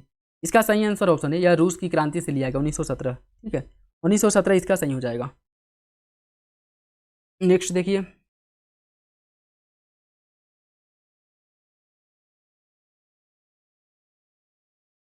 निम्नलिखित कथनों पर विचार कीजिए। तारे के रंग का निर्धारण उनके पृष्ठ ताप से होता है। उच्च पृष्ठ ताप वाले तारे सफेद होते हैं। अत्यधिक उच्च ताप वाले तारे नीले होते हैं। कौन सा विकल्प इसमें से गलत है? गलत विकल्प का चयन करना है। इसका सही आंसर हो जाएगा ऑप्शन डी, कोई सा भी गलत नहीं है। ठीक है, कोई सा भी गलत नहीं है। तारों का जो रंग है पृष्ठ ताप पर द्वारा निर्धारित होता है। सही, बिल्कुल बात ठीक है। तारे का 3 रंग होता है, लाल जो निम्न पृष्ठ ताप, सफेद उच्च पृष्ठ ताप और नीला अति उच्च पृष्ठ ताप। ठीक है, तो सही आंसर इसका डी हो जाएगा। ठीक, इसमें याद रखिएगा निम्न पृष्ठ ताप अगर है, तारे के 3 रंग जो लाल है वह निम्न पृष्ठ ताप को इंडिकेट करता है, सफेद उच्च पृष्ठ ताप को और नीला अति उच्च पृष्ठ ताप को इंडिकेट करता है। सही आंसर डी हो जाएगा। निम्नलिखित में से कौन सा विकल्प सही सम्मिलित नहीं है? नियम 388, सदन में सारे नियमों को किनारे कर किसी भी विषय पर चर्चा किया जाता है। 377 के तहत लोक महत्व एवं निर्वाचन क्षेत्र से संबंधित मामले को देखा जाता है। 184 के तहत जनहित मामले पर बहस की जाती है और मतदान किया जाता है। 115 के तहत अल्पकालीन चर्चा के लिए नोटिस दिया जाता है। कौन सा विकल्प इसका गलत है? इसका सही आंसर डी हो जाएगा। नियम 115 के अंतर्गत संसद सदस्यों को किसी अन्य सदस्य या मंत्री के वक्तव्य में त्रुटि होने पर आपत्ति दर्ज कराने का अधिकार देता है, तो सही आंसर डी है। बलबन ने राजत्व का पूरा विवरण वसिया नामक पुस्तक में मिलता है। इस पुस्तक की रचना किसने की थी? इमादुल मुल्क ने, मिनहाजुद्दीन सिराज ने, जियाउद्दीन बर्नी ने या फिर इनमें से कोई नहीं? इसका सही आंसर हो जाएगा ऑप्शन सी, जियाउद्दीन बर्नी ने। ऑप्शन सी हो जाएगा। ठीक है, ऑप्शन सी इसका सही है। निम्नलिखित कथनों पर विचार कीजिए। अम्ल वे पदार्थ होते हैं जो अपने जलीय विलयन में हाइड्रोजन के ऋणायन उत्पन्न करते हैं और क्षार वे पदार्थ होते हैं जो जलीय विलयन में हाइड्रोक्साइड आयन माइनस देते हैं। कौन सा विकल्प इसमें से सही है? इसका सही आंसर हो जाएगा ऑप्शन बी, दूसरा सही है, पहला गलत हो जाएगा। ठीक है, पहला गलत है। देखिए, वे पदार्थ जो अपने जलीय विलयन में हाइड्रोजन धनायन उत्पन्न करते हैं अम्ल कहलाते हैं। अम्ल जो स्वाद में खट्टा होता है और उनकी धातुओं से अभिक्रिया कराने पर हाइड्रोजन गैस मुक्त होता है। ठीक है, जबकि क्षार वे पदार्थ होते हैं जो जलीय विलयन में हाइड्रोक्साइड आयन देते हैं और अधिकांश क्षार जल में अविलेय होते हैं और कुछ विलय होते हैं। और इस प्रकार आपका पहला गलत हो जाएगा और दूसरा सही हो जाएगा। नेक्स्ट देखिए, एक औस कितने ग्राम के बराबर होता है? एक औस कितने ग्राम के बराबर होता है? एक औस 28.35 ग्राम के बराबर होता है। ऑप्शन है। ओंडोमीटर का प्रयोग किसके मापन में किया जाता है? ओंडोमीटर का प्रयोग विद्युत चुंबकीय तरंगों की आवृत्ति मापने के लिए ओंडोमीटर का प्रयोग किया जाता है। सही आंसर इसका डी हो जाएगा, ऑप्शन डी इसका सही है। नेक्स्ट देखिए, इसमें सूची फर्स्ट को सूची सेकंड से सम्मिलित करना है। भारत डायनामिक्स लिमिटेड यह कहाँ पे है? इसका मुख्यालय है हैदराबाद में। मझगांव डाक लिमिटेड, इसका मुख्यालय मुंबई में है, मुंबई में। भारत अर्थ मूवर्स लिमिटेड का मुख्यालय बेंगलुरु में है, बेंगलुरु में। और गार्डन रिच शिप बिल्डर्स या वर्कशॉप लिमिटेड का मुख्यालय है कोलकाता में। इसका जो सही आंसर है वो हो जाएगा ऑप्शन है 2143, ऑप्शन है 2143। भारत में समेकित निर्देशित प्रक्षेपास्त्र विकास कार्यक्रम की नींव किसके द्वारा रखी गई थी और कब रखी गई थी? 1983, 85, 1986 या फिर 1987? इसकी नींव जो रखी गई थी या 1983 में रखी गई थी। ठीक है, 1983 में इसकी नींव रखी गई थी और यह कार्यक्रम DRDO के नेतृत्व में चलाया गया था और भारत की पूर्व प्रधानमंत्री इंदिरा गांधी ने इस कार्यक्रम की आधारशिला रखी थी। तो ये भी याद रखिएगा, सही आंसर ये हो जाएगा। नेक्स्ट देखिए, यहाँ से आपके रीजनिंग के क्वेश्चन शुरू हैं। तो क्वेश्चन नंबर 108, इसका जो सही आंसर है वो हो जाएगा ऑप्शन बी, राधा सीता। ठीक, मैं क्वेश्चन आंसर आपको बता ही दे रहा हूँ, बाकी आप लोग क्वेश्चंस को जरूर सॉल्व कर लिया करिए। ठीक है, क्योंकि रीजनिंग में से जो क्वेश्चन आते हैं इनका वेटेज भी ठीक ठाक रहता है। 10 से 15 क्वेश्चन आते हैं, तो यह जो है सिलेक्शन होगा नहीं होगा इसका निर्धारण करेंगे। ठीक है, बाकी देखिए क्वेश्चन नंबर 109, इसका सही आंसर सी हो जाएगा। क्वेश्चन नंबर 110 का सही आंसर हो जाएगा ऑप्शन बी। क्वेश्चन नंबर 111 का जो सही आंसर है वो हो जाएगा आपका ऑप्शन बी। क्वेश्चन नंबर 112, इसका सही आंसर सी हो जाएगा। क्वेश्चन नंबर 112 का सही आंसर सी हो जाएगा। क्वेश्चन नंबर 113, इसका सही आंसर हो जाएगा ऑप्शन बी। क्वेश्चन नंबर 114 का सही आंसर बी हो जाएगा। ठीक है, क्वेश्चन नंबर 115 का जो सही आंसर है वो हो जाएगा ऑप्शन बी। ठीक, ऑप्शन बी हो जाएगा। क्वेश्चन नंबर 116 देखिए, इसका सही आंसर सी हो जाएगा, ऑप्शन सी हो जाएगा। और क्वेश्चन नंबर 117 का सही आंसर हो जाएगा ऑप्शन बी। क्वेश्चन नंबर 118 का सही आंसर डी हो जाएगा, ऑप्शन डी। क्वेश्चन नंबर 119 जो है इसका सही आंसर बी हो जाएगा, ऑप्शन बी। क्वेश्चन नंबर 120 का सही आंसर है ऑप्शन डी। ठीक, ऑप्शन डी। तो ये थे रीजनिंग के क्वेश्चंस और यहाँ से हम जो करेंट वाले क्वेश्चंस हैं उनको देखेंगे। ठीक है, अक्टूबर 2024 में डीफ कनेक्ट 4.0 का आयोजन नई दिल्ली में संपन्न हुआ। यह कार्यक्रम का संबंध किससे है? इस कार्यक्रम का संबंध है रक्षा प्रौद्योगिकी, वस्त्र प्रौद्योगिकी, मेडिकल साइंस या फिर ऑटोमोबाइल उद्योग। इसका संबंध किससे है? इसका संबंध है रक्षा प्रौद्योगिकी से। ऑप्शन ए इसका सही हो जाएगा, ऑप्शन ए सही है। ठीक है, ऑप्शन ए सही है। बाकी ये आपके इंग्लिश वाले सेक्शन है। वैश्विक भुखमरी सूचकांक 2024 के बारे में कौन सा विकल्प गलत है? भारत 127 देशों के क्रम में 105वें स्थान पर है। इस रिपोर्ट में भारत का स्कोर भुखमरी के गंभीर स्तर को दर्शाता है। यह सूचकांक कर्सन वर्ल्ड वाइड और वेल्ट हंगर हिल्स द्वारा प्रकाशित किया जाता है। इस सूचकांक में 100 सबसे अच्छा स्कोर और 0 सबसे खराब स्कोर को इंडिकेट करता है। कौन सा विकल्प इसके बारे में सही है बताना है। इसका सही आंसर डी हो जाएगा। ठीक, ऑप्शन डी हो जाएगा। देखिए 0 सबसे अच्छा स्कोर, 0 जो है यह सबसे अच्छा और 100 जो है सबसे बेकार स्कोर को इंडिकेट करता है। तो डी इसका गलत हो जाएगा। अक्टूबर 2024 में चर्चित बाला देवी के संबंध में कौन सा विकल्प सही है? कौन सा विकल्प सही है? अक्टूबर 2024 में अंतर्राष्ट्रीय गोल करने वाली यह पहली भारतीय महिला फुटबॉलर बनी और इन्होंने यह उपलब्धि SAFF महिला चैंपियनशिप 2024 में पाकिस्तान के खिलाफ मैच में हासिल किया था। इसका सही आंसर क्या होगा? इसका जो सही आंसर है वो हो जाएगा ऑप्शन सी। दोनों विकल्प सही हैं। याद रखिएगा, बाला देवी के बारे में इंपॉर्टेंट है क्योंकि भारत में अंतर्राष्ट्रीय गोल करने वाली यह पहली महिला फुटबॉलर बनी है। ठीक है, सही आंसर सी हो जाएगा। अक्टूबर 2024 में जारी वैश्विक बहुआयामी गरीबी सूचकांक के बारे में कौन सा विकल्प सही है? यह रिपोर्ट अंतर्राष्ट्रीय मुद्रा कोष IMF द्वारा जारी किया जाता है। इस रिपोर्ट के अनुसार वैश्विक ग्रामीण आबादी का 28% गरीब और जबकि शहरी आबादी का 6.6% लोग गरीब हैं। कौन सा विकल्प इसका सही है? इसका सही आंसर बी, दूसरा सही है, पहला गलत है, ठीक है। पहला गलत क्यों है? क्योंकि वैश्विक बहुआयामी गरीबी सूचकांक यूएनडीपी द्वारा जारी किया जाता है, न कि IMF द्वारा, यूएनडीपी द्वारा, ठीक है, यूनाइटेड नेशन डेवलपमेंट प्रोग्राम द्वारा। आपका पहला सही, दूसरा गलत हो जाएगा, सॉरी पहला गलत है, दूसरा सही हो जाएगा।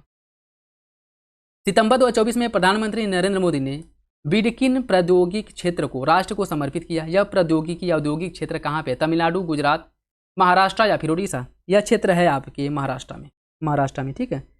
बिडकिन जो औद्योगिक क्षेत्र है यह महाराष्ट्र में स्थित है और यह 7,855 एकड़ में विस्तारित है। इसे दिल्ली मुंबई औद्योगिक गलियारे के एक भाग के रूप में इसका विकास किया गया, याद रखिएगा, ठीक है। दिल्ली मुंबई औद्योगिक गलियारे के एक भाग के रूप में इसका विकास किया गया, ऑप्शन सी हो जाएगा। चौथा क्वाड लीडर्स शिखर सम्मेलन के बारे में देखिए। इसमें बताना है कौन सा विकल्प सही है। 21 सितंबर 2024 को इस सम्मेलन का आयोजन विलिंगटन, डेलावेयर, अमेरिका में किया गया था।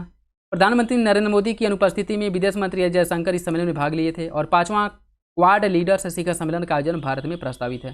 कौन सा विकल्प इसमें से बताना है सही है?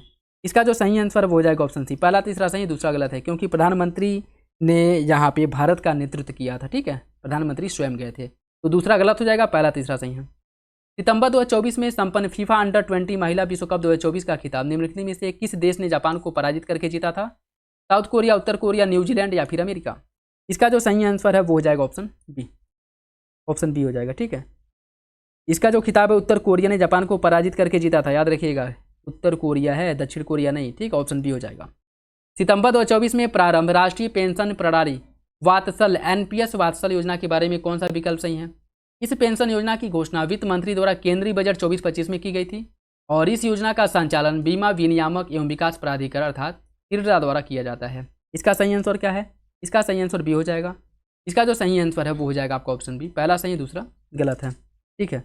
एक राष्ट्रीय पेंशन प्रणाली जो NPS वात्सल्य है यह नाबालिगों के लिए एक पेंशन योजना है। इस पेंशन योजना की घोषणा वित्त मंत्री द्वारा की गई थी, 24-25 बात बिल्कुल ठीक है।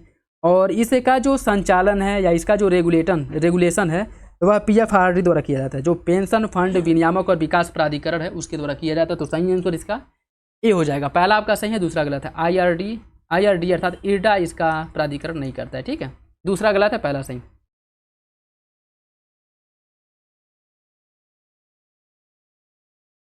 नेक्स्ट देखिए, सितंबर 2024 में निम्न भारतीय बैंकों में से कौन सा एक PCAF जो आपका partnership for carbon accounting financial है इसमें शामिल होने वाला प्रथम भारतीय बैंक बन गया है?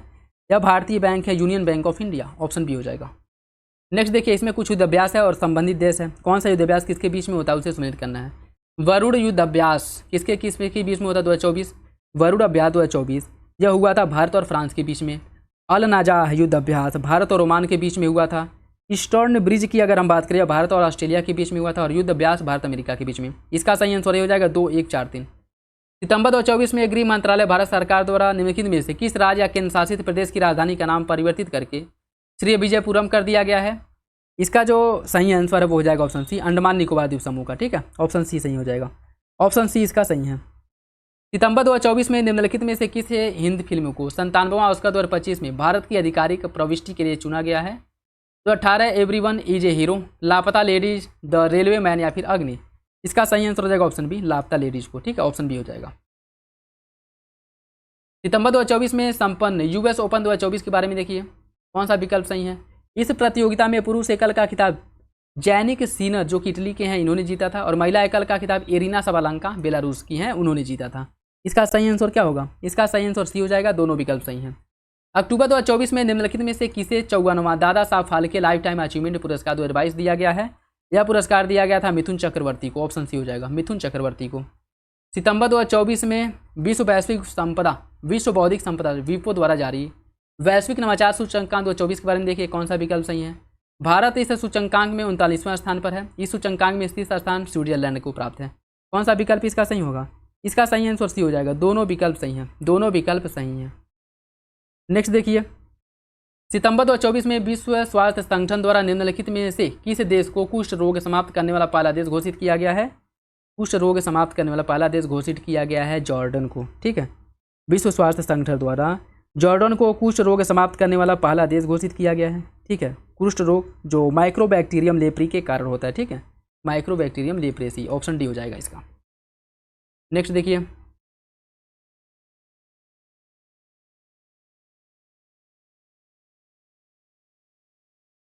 अक्टूबर 2024 में दुबई में संपन्न आईसीसी महिला टी20 विश्व कप क्रिकेट प्रतियोगिता 2024 के फाइनल में किस देश को पराजित करके न्यूजीलैंड ने प्रतियोगिता जीत लिया था?